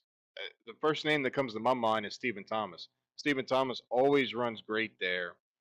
He's definitely a good pick, especially when he takes 4 tires instead of 2. He's lost a race there because of that. Keith Bradley, Chris Cinnamon. I mean, just some great guys that's going to be running that we saw in that. Justin Lumpkin comes to mind. Justin Yep. Lumpkin has tried at tracks like this. So I definitely see a non-championship driver winning tomorrow night. And he has done this before, winning a championship race as a non-championship driver. By the way, the only driver who has won at Old Atlanta that is currently still running in NASRA in any capacity is Devin Painter. Tony Smith and Daniel Balder were the other 2 who have won at Old Atlanta. We've only run 3 races at the track in the past, so just putting that out there, Brady, as a stat. Just love the stats. All right, my final question for you, again, pertaining to the field of NASCAR, and it has to do with your favorite driver. I'm going to give you a rough time about it, but Chase Elliott's lost his spotter. Eddie DeHaant's going to go over and work with Josh Berry next year. You were talking about maybe Alan Gustafson needs to get fired. Well, they're getting rid of Eddie DeHaant. Gustafson is still there. Meanwhile, instead of getting Kevin Harvick's spotter, Tim Fedewa is moving over to Ryan Blaney's car next season. So Blaney, the champion, departing with his spotter. How do you feel about this as a Chase Elliott fan? And are you, kind of jealous that Fedewa went to Blaney? I would say manufacturers maybe play a role in that. So not as much. We've seen Chevrolet, Ford, Toyota be a big part in what kind of goes on with these teams in recent years, especially when they started this whole Daytona and Talladega manufacturer deal. So it doesn't really surprise me. Of course, would have loved for him to come over. I think he's a great spotter. The Eddie DeHaant thing surprises me. I've always felt like Eddie, big names, Jeff Gordon, Justin Allgaier. I guess is he going to still remain with Allgaier in the Xfinity series? I would imagine so. Switching manufacturers. I don't know. Yeah. Well, yeah. I got to get used to Josh Berry driving a Ford for Stuart Haas. That's going to be one to get used to. But man, the fact that it happened surprises me a lot. But things change, especially whenever teams do bad, right? When things are not going right, I think Allen was close to being on the chopping block. I think because of his role inside of Hendricks plays a big part of why he's still there. Uh, but it's just interesting to me that they haven't named a replacement yet, and when will they? Because teams are starting. I mean, we're already at the end of December. We're Christmas time, Tyler. You're you're gonna start. You're already starting to see tire tests go on. We're gonna be at Daytona, in less than 60 days. So I would really, really like to know who it is going to be as a fan. And I just have no idea which direction he plans to go in. Yeah, I will say something had to change on that 9-car team. I don't think the spotter was probably the change that needed to happen, but it's the one that happened, right? If you're a Chase Elliott fan, that's going to be weird, especially if, you rent the scanners at the track every week, hearing Eddie DeHaant. On the other hand, Tim Fedewa going to Ryan Blaney. I mean, what a win for Blaney. He is a very experienced spotter. Not to say that, Blaney's previous spotter wasn't experienced. He won the title with him. But Fedewa was a great guy to have in your corner. Very well respected spotter. So interesting to see what happens. Rumors are Brett Griffin may be coming out of retirement. He kind of hinted at it on DBC. So maybe you see him spotting for Chase Elliott. Never know. We'll have to wait and see, Tyler. But I think at this point, closing out the hot laps, very good segment. I always enjoy it with you. But I think we got two more, another set. Joey, our final set, that is Joey Doucette and Robbie Richards coming on board, and we're gonna do our final interviews with them. Yeah, now bringing on to the hot lap. That's Robbie Richards, the man I like to call the king of Florida, and Joey the Joker Doucette. Gentlemen, what a way to get to this point. Especially you, Robbie. I want to talk about Joey. Brady and I both thought you were locked in last week, point cushion, but Robbie, you were on the outside looking in, pointed your way in after performing well at Talladega. Just kind of walk us through your season so far, both of you gentlemen. We'll start with Robbie. Yeah, man. I mean, it's been an up and down season for sure. We started off. It started off rough. It started off couldn't finish a race for whatever reason. Then I couldn't get stage points. I knew I was going in at least first half of the season behind. At least where I wanted to be, or at least expected it to be. And then second half of the season, I'd say I don't know, it was probably around. I think it was around Richmond or something. Things started going the right way, and then we get through the championship. I was on the outside looking in, coming from I believe the first round, and then I just started putting races together, minimizing mistakes, staying out of trouble, avoiding wrecks, and all the good stuff. And then we go on down to Martinsville, and what I felt like was going to be a good run was actually finished well. And then to my knowledge, I get hit with a penalty that came out of nowhere and put me behind again. So I went to Talladega and I was just really did not really care who I pissed off and who was around me. I was gonna run my race and I was going to and stay out of trouble that I needed to. And if you remember in that race, I'm not sure if it got caught on the stream or not, but I actually ended up almost screwing myself out of my own race by not taking enough fuel to get to the end of the second stage. So I had to come twice in the second stage, and it almost put me on that down. And then finished the stage on the lead lap, and we, obviously got back up front, and the caution happened, and it jumbled everything around. Well, the caution didn't ever come out. A wreck happened. It took out some of the guys I was racing against, and we just kind of fell in a good spot, and we was able to stay out of trouble, stay in line to the end of the race, and finish good. And then Brady, if you remember, you was talking to me, telling me where I needed to finish in order to be able to maintain, stay in the championship, and that's all I did. So, and then now, fast forward to today, we're here, and we're gonna, go for it. Joey, you on the other hand, win, I believe, week 2 at Las Vegas, and then kind of, just ran consistent all year long. Obviously, Merck and Keith both dominated a lot of the wins away. Your only win on the season coming at Las Vegas. You've been in a championship position before and a championship 6 before. What was the rest of your season like after getting that win at Las Vegas? Just relaxing and trying to get as many stage points and playoff points. And that was just to basically staying out of trouble and try to finish as best as I can. Them two that you mentioned, Keith and Merck, and just dominated the season. I think I was third or fourth in playoff points going in, so I did what I needed to do after the Las Vegas there. So Well, I'm gonna kind of give a different question to each of you. Joey, I'm gonna start with you.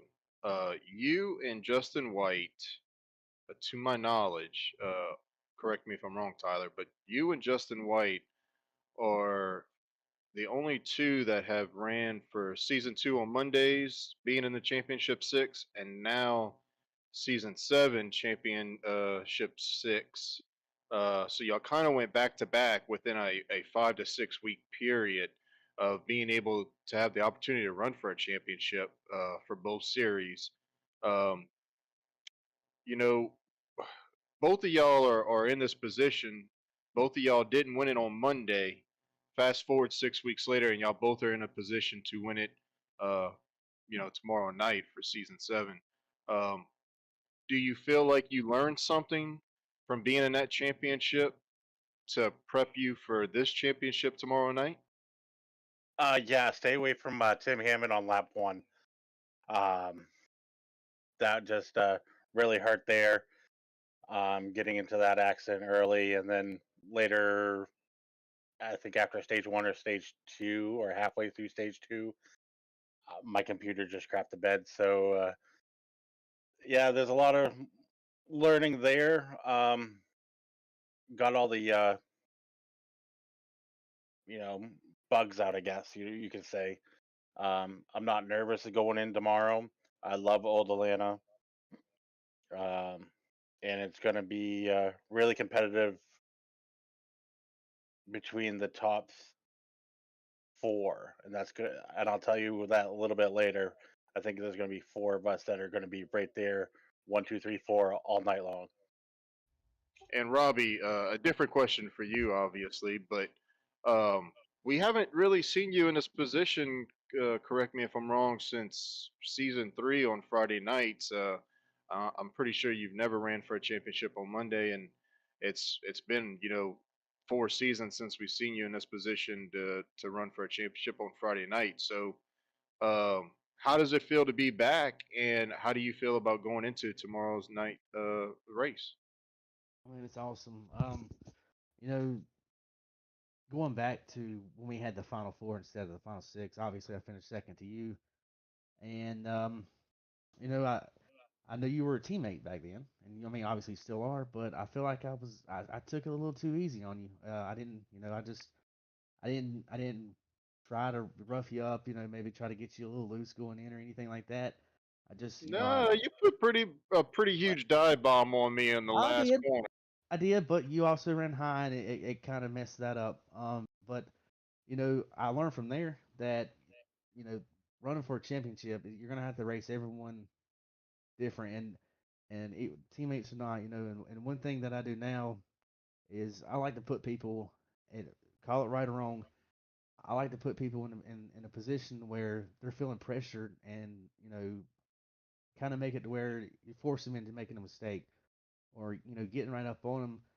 Obviously, you got to be careful with netcode doing those things, and it's bit me more times than not that when you put them in these positions going into a turn or something, and they end up getting loose, or shooting up high or something like that.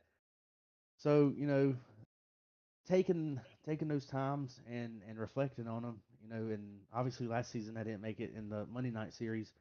I was close, but didn't make it.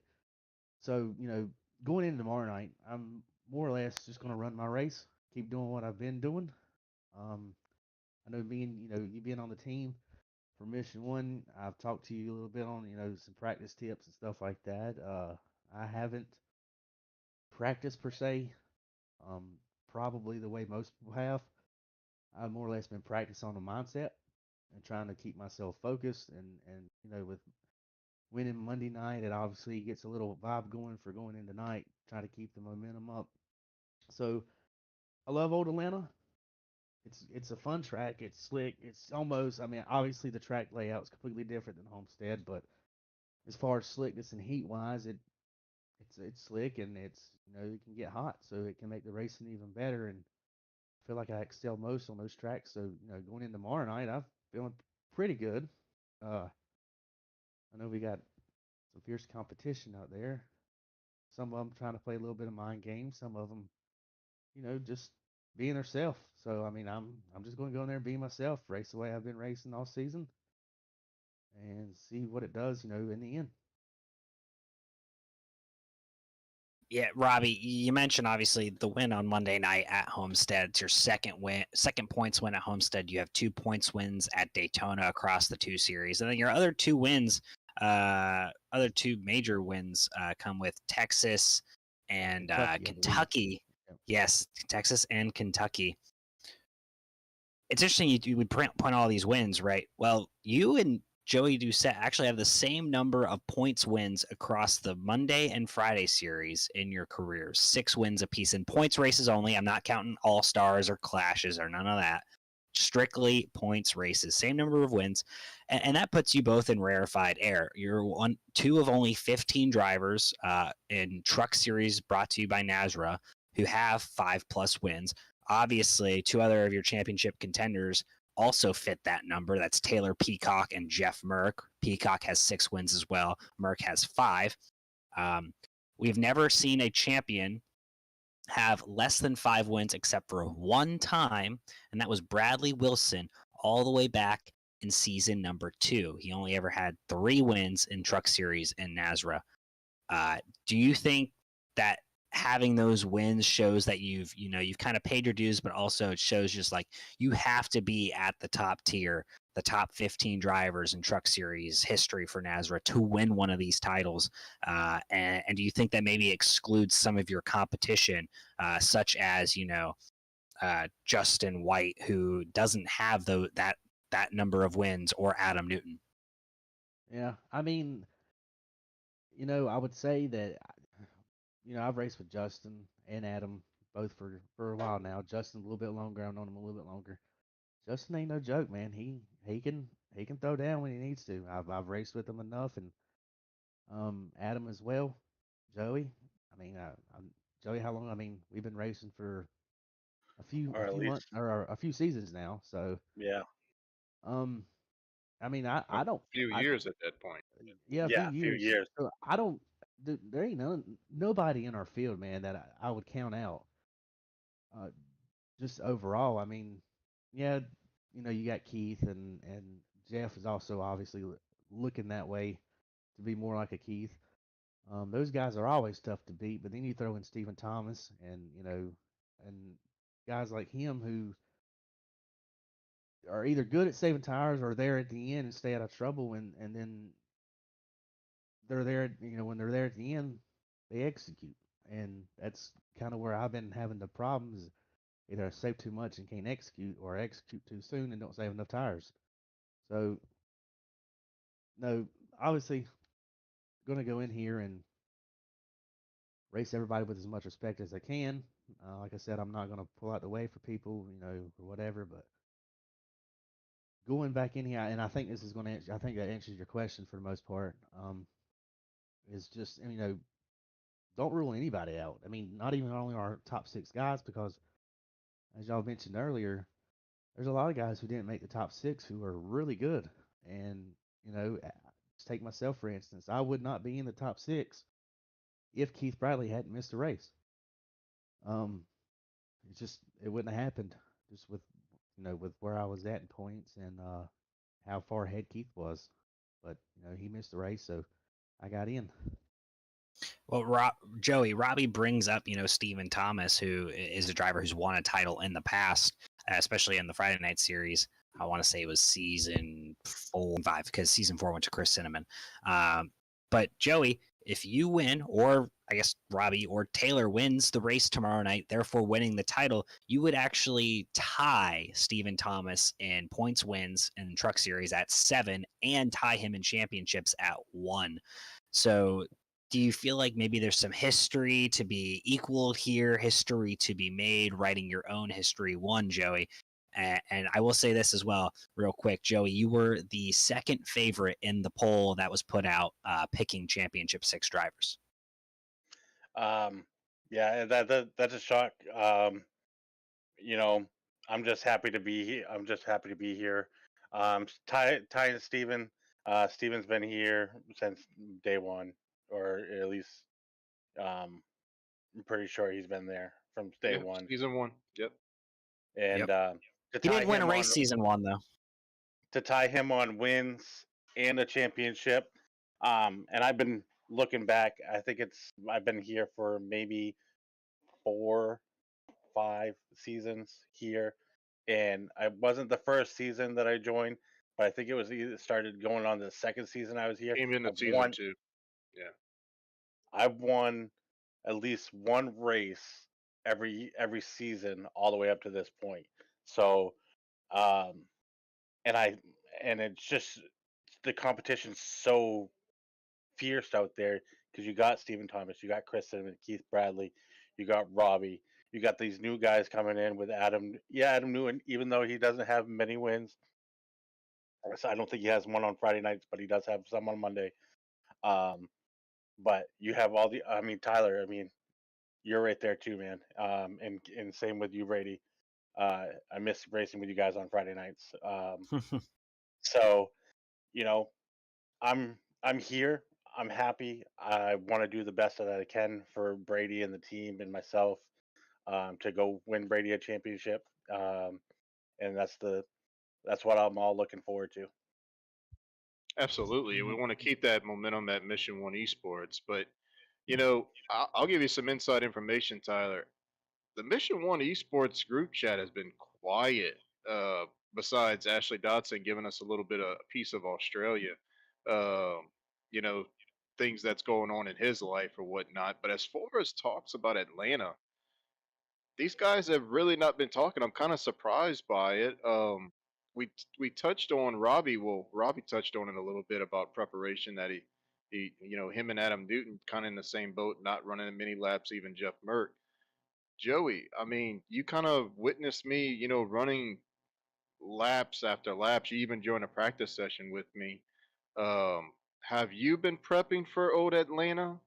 And from both of y'all, we'll start with Joey, I guess, and then I want to know who's your biggest competition tomorrow night. I have not ran one single lap at Atlanta, um, and all season long, other than a couple of races, the only practice I get is the hour and 20 minutes before the race starts. Yes, we can go out there and run as many laps as we can, but we never know what the weather is going to be. Yes, we might get lucky and be like, hey, this is the closest that we're getting in this session to compare to what we're getting when we're racing. But other than that, it's a crapshoot because you don't know. Yeah, you're going to get in a session, you can get high heat or you can get, low. I mean, yeah, but you don't got that exact temperature. So I'm not going to waste my time there, but I'll probably put in about probably 50 to 70 laps in that hour and 20 minutes to see where I'm going to be. But other than that, that's all I'm going to do. And one thing I want to add, going back to the starts and everybody who's been here a long time, Wesley made a very good, or showed me a very good statistics right Oh there. yeah, Yeah, yeah. I've got So 200. those numbers are a little bit messed up, though, Robbie. I look back at it; it kind of doubles a couple of races. But you are one of the top 5, I believe, drivers in starts in NASRA truck history. I've done a couple more research deep dives with that one. Right. So let's just, I mean, based on what I have here, I mean, I'm second as far as starts wise. And it's, I know you said the numbers are skewed a little bit. 238 starts, 6 wins or whatever. Right after me is Stephen Thomas. And he's got, I think what you said, 7 wins. Yep, 7 wins, one more Seven than you. wins. So I mean, it goes to show. Then there's the list goes on with people who's consistently running up front, um, or running good or per se that have been here a long time. And Brandon, I mean, Brandon's got the most starts according to what I have here. He's got the most starts, 242. So it blew my mind when Wesley brought that up. I actually didn't even, one, I didn't know I could pull that up, and two, I didn't even know that's how many races I've ran. It's pretty insane. But anyway, continue with what y'all were going. Well, who's your biggest competition for the month? Honestly, I'm gonna say Joey, and I tell you why. Joey, I mean, dude, I love you to death. You're a teammate. Um, but I feel like me and Joey race each other the hardest because we are on the same team, and we both want to prove to you, Brady, that either one of us can get this done. If Joey wins it, great. If I win it, that'll be even better. But it's more or less, Joey, me and Joey put each other in positions that most teammates I feel like probably don't do. Joey will race me hard, races me clean, you know. So I'd say he's probably my biggest competition right now overall because there's more racing other than just for the championship, you know. And I gotta go on that. Um, Robbie's tough week in and week out if he stays in his head like he's doing right now. He's not practicing. He's getting the mental aspect of it. If he can stay in the right mind throughout the entire race, he's going to be one of the guys that I need to worry about. And that's plain and simple. I mean, he showed it on Monday. He went out there. Granted, he's the Florida man. He wins a lot of Florida races, but I mean, hey, you got to give him that. Um, but yeah, it's Robbie, and then it's like Merck right underneath him. That's all I'm worried about is Merck and him. And to piggyback off of that, I know Adam had a bunch of nicknames. This is something I'm gonna throw in there. Yeah, he had a bunch of nicknames for all of us, man, but I don't think he came up with one himself. And the only one I can think of right now, I mean, it ain't no lie, man. The man's got a big head, so we're gonna call him Adam Big Head Newton. So I mean, that's all I've got right now as far as nicknames wise. He came up with a whole list of people who I don't know how long he prepped for that, but that's what I got for him. Eh, I want to throw that, Tyler. If I hear you on the broadcast ever call me Pancake Panda, I don't know, man. Might have to have some words for you after that.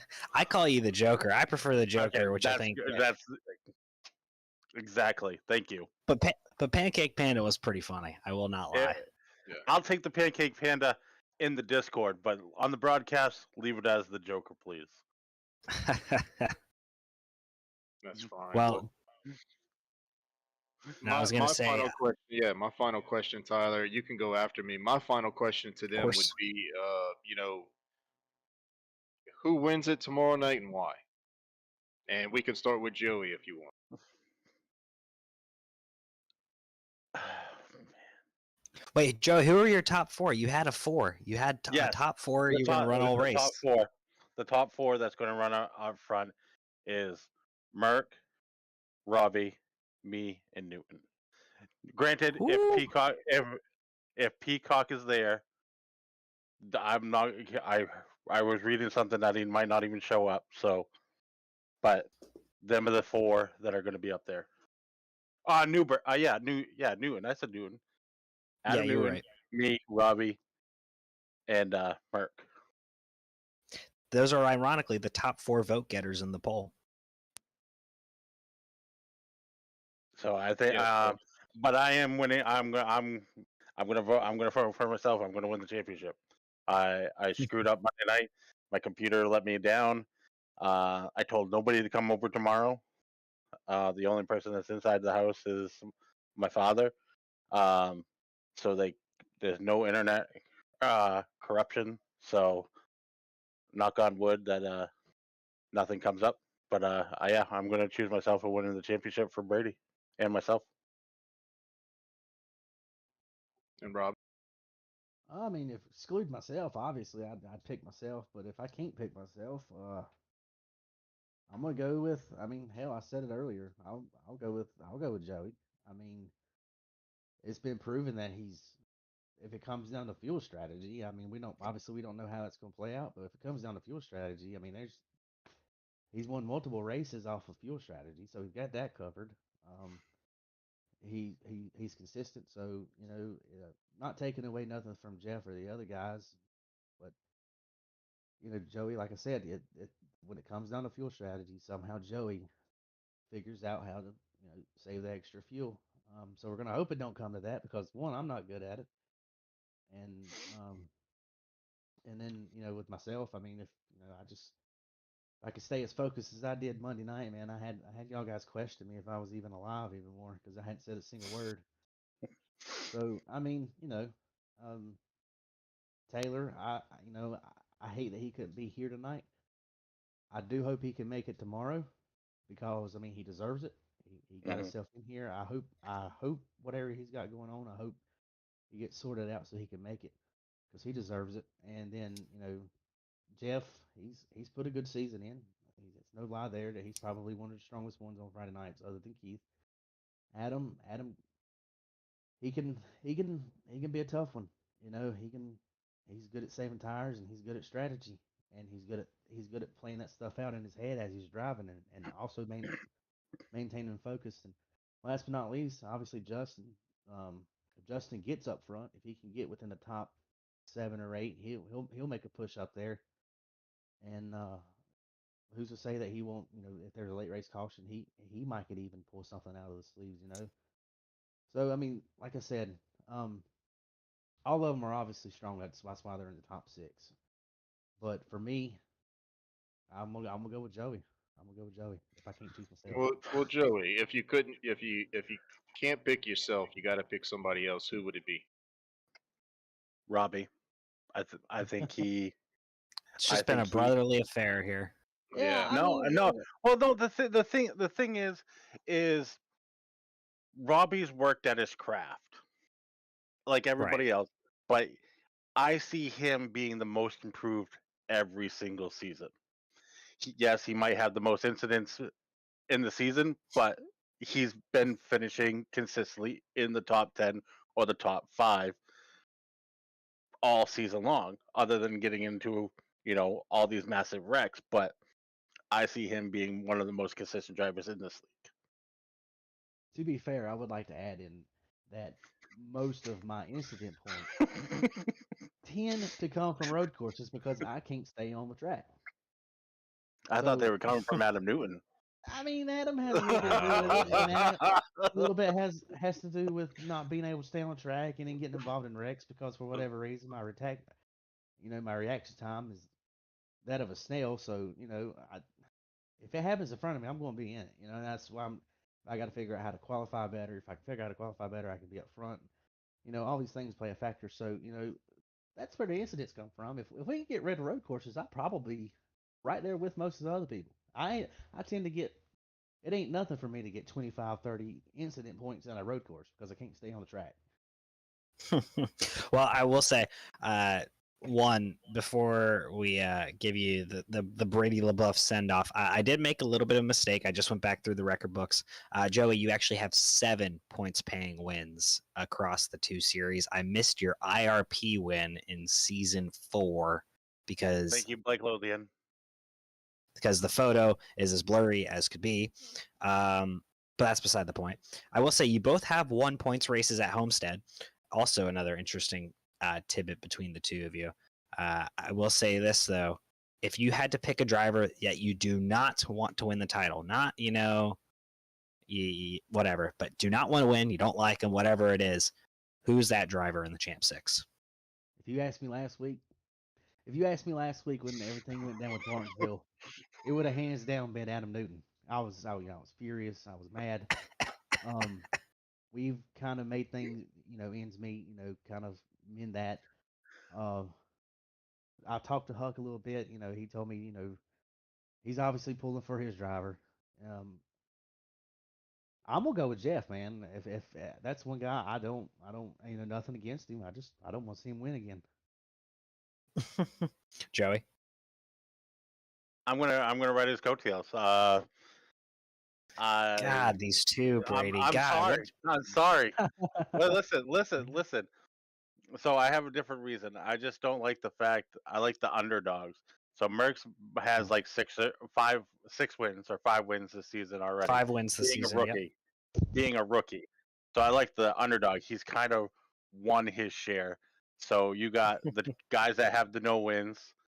Guy has a couple wins. Guy has 1 win.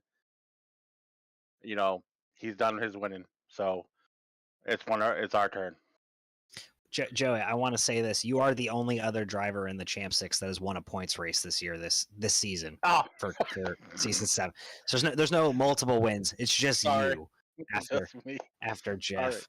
Sorry, You know, guys. Yeah, and we've been doing this, 7 seasons, Tyler. well, we're gonna have 7 different champions because Keith Bradley's not here, Chris Cinnamon's not here, Stephen Thomas. So we're gonna have You're a new not here. champion. We're gonna have a new champion. So may the best man win. I do want to point out team champion, Mission One Esports. Bring it home, boys. Get one of y'all just get it done. I feel like I got 2 kids right now, and I gotta choose between them, which is not right to do so. But both of them very deserving to be here. Joey deserves to be here. Robbie, we've seen him in the past be here, and now he gets to be here again. So just want to wish y'all nothing but the best of luck. I'm glad, we have Mission One being represented by 2 of the best drivers that are in that stable, and I'm definitely gonna be there tomorrow night to cheer y'all on. So get it done, boys. Let me ask one question before we head off. Brady, Oh are you gonna God. be Rick Hendrick? Which box are you gonna sit up on top during I'm the gonna be with championship race? I'm gonna be with Keith Bradley or Ed There you go. Osborne. I'll Smart probably go answer. hang out with Ed. That's respectable. I get that. That is respectable. I get that. But I got one question for y'all guys, and y'all may have already touched Oh on it. Lord. There was a section of this that I missed. Who were y'all's picks to win? Oh, First, that'll Oh come yeah, up after you leave. That's yeah, that's Oh, yeah. after you leave. Okay, We'll So we'll well, let stay y'all hey, know tuned. in the we'll final get lap. there then.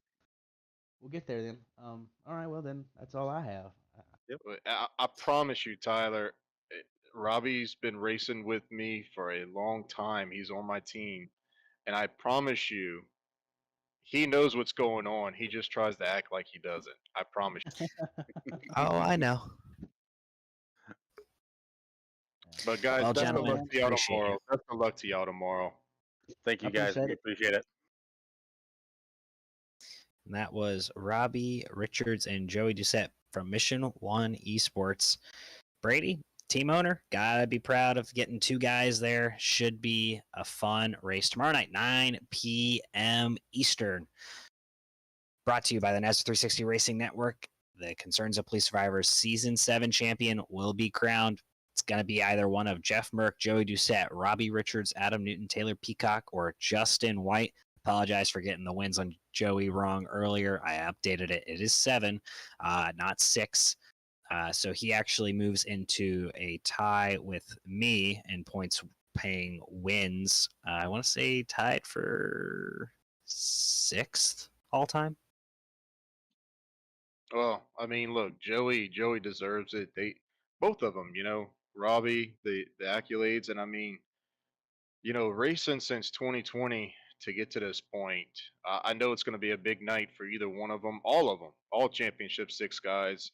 Nothing against the rest of them. Taylor, is in that mix. He's been here, won the inaugural race for this series at Daytona, beating Yep. out Red Tucker and some of those other guys at Daytona. So I mean, look, if either one of those 3 guys won it, it would kind of make me happy. Not nothing against Merck, Newton, or Justin White, but I know how long they've been committed to this series, and it'd be nice to see one of those 3 guys win it. It would be very interesting indeed. Brady, it's time for the final lap. We'll put up whatever time the producer gives us on the clock. Well, I can't remember if it's 10 or 15 minutes anymore. But we're going to get the time up on the clock, the final lap here on the hot lap. Brady Buff, before we get to our championship picks, I'm going to say this for the last few minutes, actually. Interestingly enough, this past week on the Door Bumper Clear Christmas episode, Tyler Reddick stated that they were doing some testing around with the Toyota Sim. Most of these sims have been proven to be fairly accurate of how the cars handle, and they were able to increase the horsepower by about 150 to 200 horsepower, and it had almost no effect on the driving, handling, racing of the cars. One, do you believe what Tyler was saying? And 2, is there something else that has to change, maybe with the tire, to improve the quality of racing at a track such as maybe like Martinsville? Well, I don't know. I'm kind of, that's the first time I actually hear about it. So I'm kind of It's caught worth off the guard listen. about it. Yeah, it definitely is. I don't know if that may be a mind game or whatnot. I mean, look, we've seen Joe Gibbs racing in 20, 311 have a ton of speed, at the tracks, and it seems like they're running top three, top four in most of the races every single week. So it would be very surprising, if that was the case, and what NASCAR does to kind of to rebuttal that statement or whatnot. But as far as the tires, uh, man, this is a tough one. I don't know. I know that the racing needs to be better. Maybe the tires, maybe Goodyear, can make it better or whatnot. Definitely a place like Mortonsville. You bring it up earlier. The shifting is what kind of has me going in these cars. The fourth gear shifting at a track like Mortonsville at Gateway. It really doesn't make sense to me. And to me, it just makes it more distracting for the drivers, if anything. But yeah, that's mind blowing to me. That you bring that up. Yeah, he also mentioned the thing about Martinsville is that to prevent shifting at Martinsville, it would either require the gearing ratio is almost impossible to prevent shifting at Martinsville with the gearing ratio alone. He's saying that the problem is you need to maintain enough horsepower and enough torque on the motor that it prevents you from reaching certain RPMs while still providing enough power to the track in order to, prevent the shifting, because you just over rev the engine by downshifting, so on and so forth. So it'd be interesting to see. Shifting, I think, is the big thing. But honestly, we saw how great the wet weather tire ran on the kind of dry conditions, because there was so much tire fall off when Martinsville ran that tire. I think if Goodyear just said, screw it, we're going to use the same wet weather rubber compound on the slicks and just got rid of the treads, it'd probably produce some great racing. Because, I mean, it was very entertaining when they went to a wet weather tire when it was kind of misting earlier in the year. But I agree, the shifting has to be what goes when it comes to Martinsville. In regards to the mile and a half, though, please don't touch the cars. Like, it is the best racing we've seen at a Coke 600 in decades. Like, Charlotte is one of the best tracks on the schedule. Another reason why I want to get rid of the Roval, but that's beside the point. Yeah, just I I food agree for with thought. you. Yeah, I agree with you. But there's been also chatter of increasing the horsepower in these cars, and I almost think that it should be that way. Yeah, but Reddick's saying it's not going to make a difference unless it's a drastic amount. Like, he's saying it probably have to be over 1,000 horsepower. So it'll be interesting to see. I Yeah, don't who knows? know what the answer is. We still have 10 minutes. Brady, Well, I I mean, I go ahead. no, I was going to say another important topic to talk about is Rico Abreu is not running the Chili Bowl this year. First time he's missing it in a Wow. long time. He announced this today, I believe, on Twitter, X, whatever you call it. He will not be running in the Chili Bowl. Really, really sad to see. Been competitive for so long. He really wrote a heartfelt message on social media about it. Does it kind of feel less without him there? I mean, in my opinion, it does. It does, and I really haven't. I enjoy the Chili Bowl. I think it's a great event. I'd like to see some more guys get involved in it. I think it's a fun event to follow. I know a bunch of the guys with dirt backgrounds like Cody Knott, Keith Bradley, some of those guys.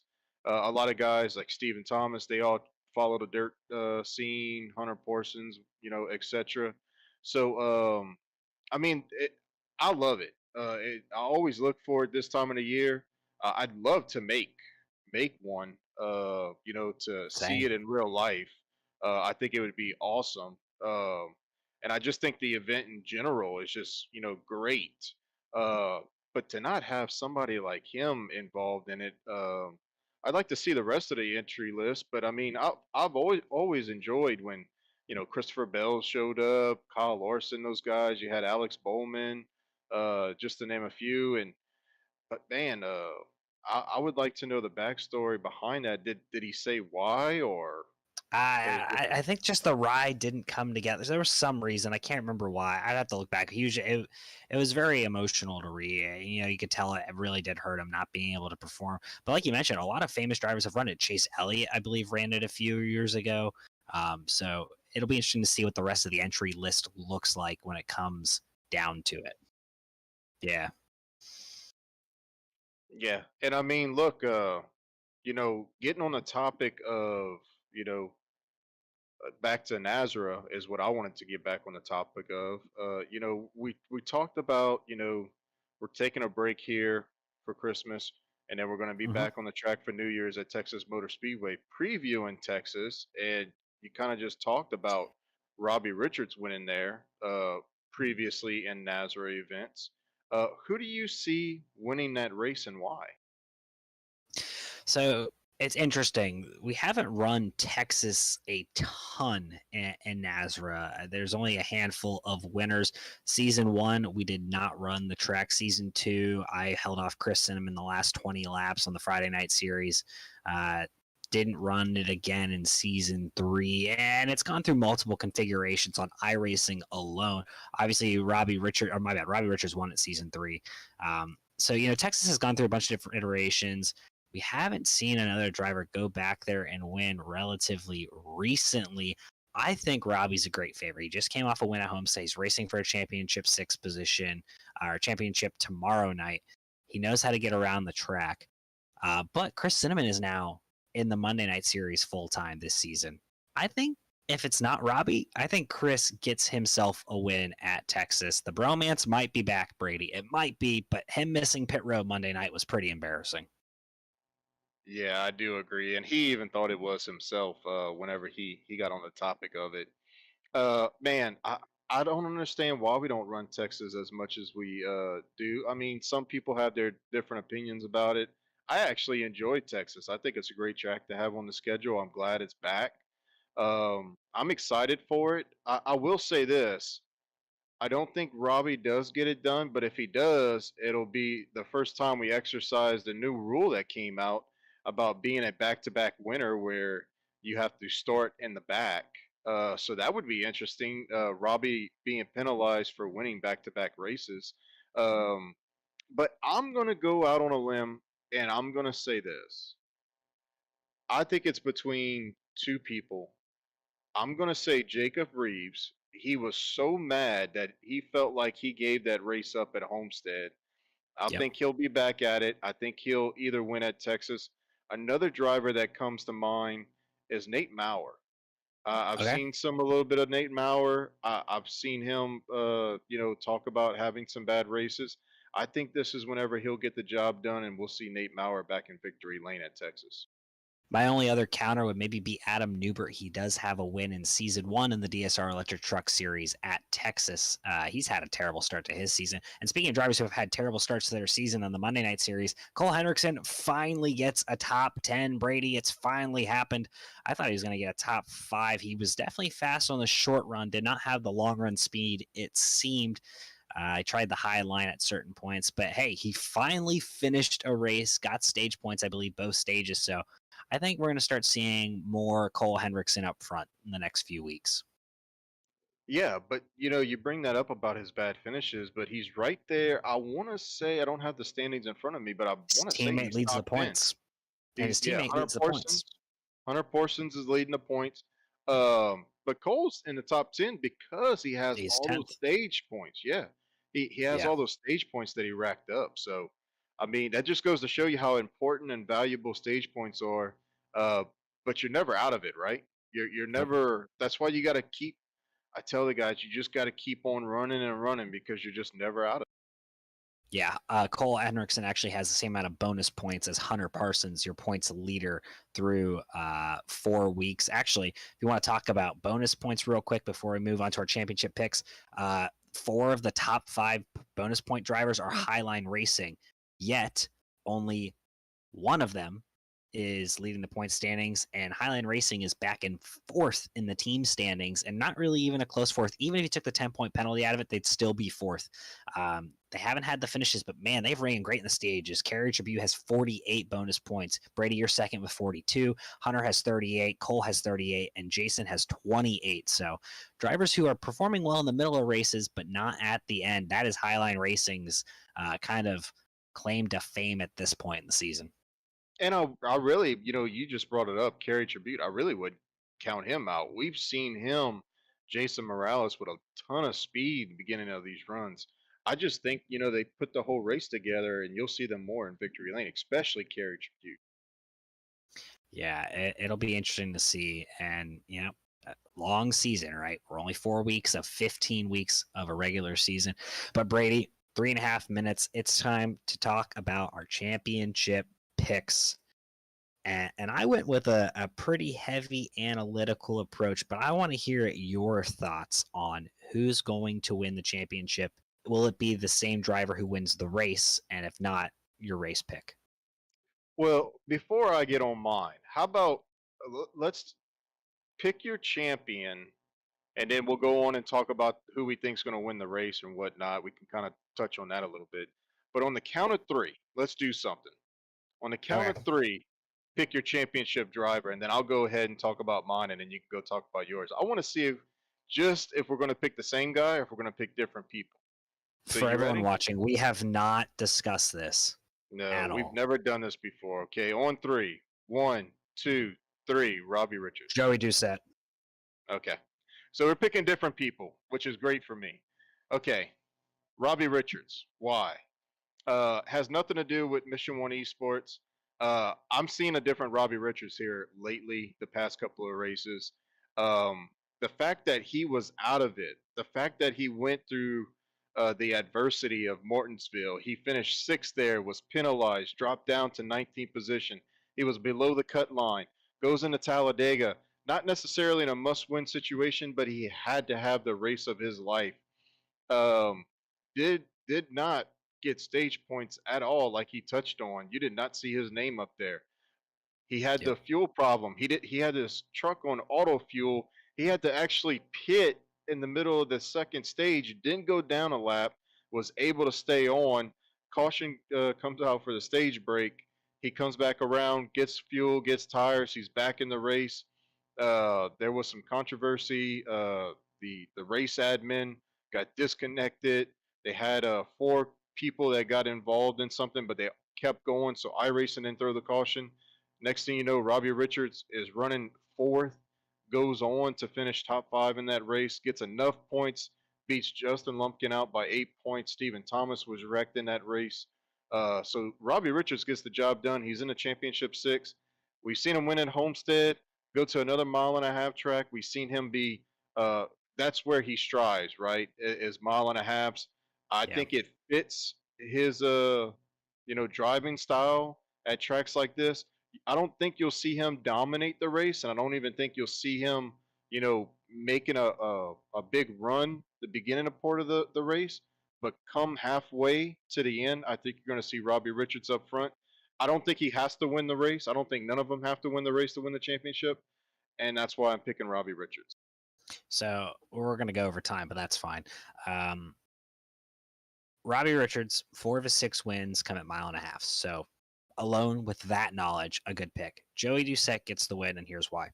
No champion has ever won without winning a race during the regular season. That's just a fact. Every champion has won a race. So that eliminates all the bottom 4 and leaves you just Joey Doucette and Jeff Merck. Here's another fun fact. Again, only 2 times has the champion won the most races during the regular season of 8 champions we've crowned. I'm including Monday and Friday here in all these stats. The winner of the Vegas race in the regular season, when it has been run in the regular season only, both times that driver won the title. Brady, you were one of them. So I just want to put that out there that this is where it all comes down. Especially that was a Friday stat, that last one. The 2 times we've run Vegas during the regular season, the winner has won the title. Obviously, Now, Zach Hartwick would have broken that mold for the Monday night series last season 2, but for the Friday night season, that has held true every time. So And I'm pretty Joey sure, Doucette wins. I'm pretty sure, Tyler, with this format, nobody has ever won that 3 races to go. That first race in the round of 10 has gone on to win the championship. So Jeff Merck fits that narrative, and I'm pretty sure I'm correct on that. Yeah, and I would even argue further back that any driver who no, because any driver who's won in the round before the championship has never won the title. Actually, just in general, except for nope, never happened on the Friday night series. Except for Bradley Wilson is the only driver who breaks that mold, and he's also the only driver who has less than 5 wins and a championship. Also, another reason why I think Justin White or Adam Newton will not win the title, because both of those drivers, even with a win, would not hit that 5 race threshold, and I don't think we're going to see another Bradley Wilson. Adam Newton actually has only 1 points race win in his career across the 2 series. I believe White has 2. Really, when you get into the stats, there's a lot at it. There's a lot of really fun tidbits. 63% of points races in truck series we've run have been won by 15 drivers. 15 drivers have won over 60% of the races that are points races on Fridays and Mondays. So, but I agree with you. I don't think the driver who wins the title wins the race, because you have Stephen Thomas, Justin Lumpkin, Keith Bradley, Chris Cinnamon. If those 4 drivers run tomorrow night, no way one of those 6 wins the race. And that makes me even more confident in Joey Doucette winning the title. And my race pick would be Keith Bradley. And I'm going to just say, just because out of spite for not making it this far into the championship 6, that he just wants to prove to the rest of them, like, hey, I should have been here. You guys got lucky because of my work schedule and whatnot. But I just think, Keith's gonna have something to drive for tomorrow, to where he's gonna go out there and win that race. Yeah, I mean, that all makes perfect sense to me. Keith, I believe he leads the league in average finish of drivers with enough starts. He does. Not a great season really for Joey, but that makes me even more comfortable with him winning this race. It just, I don't know, everything just feels like this is finally Joey's chance to win a title. And then he would, if not winning the race, he would actually tie Stephen Thomas with wins and titles. So that kind of makes everything really easy for me. Absolutely. Well, it's been a great show. I'm glad we get to, have everybody. Wish we could have had Taylor Peacock on. We wish him nothing but the best, as far as, hopefully he can be there tomorrow. Tyler, had a great time with you tonight. Sorry, I know this has probably been one of our longest shows, but it's just, Happens. tough when you try to get all 6 guys in here. I'm glad we got them in here to kind of give the viewers a little bit of everybody's personality. What we get to listen to every week, whenever we're racing, and whatnot, and kind of things, that Adam Newton, Robbie Richard, you seen kind of harp on. Didn't see eye to eye last week, but looks like they straightened out their differences right before this championship and whatnot. But man, I'm just excited. I can't wait to tune in and watch it tomorrow night. Nazareth 360 Racing Network via YouTube, Facebook. We're at Nazareth Racing on Facebook. Find us, watch that race. It's going to be a great show, and I just can't wait to see it. Yeah, it's going to be a great show. Definitely tune in. I know I will be keeping up to date with the events happening. Really excited to see what's going to happen, and I'm glad to be able to be part of all of this, Brady, with you. And, I'm excited, and it's going to be great. And I can't wait to talk with the champion in a few weeks' time here on the show. And I'll have some more fun stats that I've gone into the archives for Brady for our next show, talking about wins and career points wins and drivers with the most wins without a title and so on and so forth. Sounds great, man. I can't wait for it. And, everybody that's watching, want to wish everybody a Merry Christmas. Spend this time with your loved ones. The holiday season's around. Help somebody in need. Do anything you can. And I mean, everybody at the Nazareth family just wants to wish everybody a Merry Christmas. We'll tune in and see y'all next Thursday night for another show, and we'll see who gets it done. Yep. Appreciate y'all for tuning in. Thank you.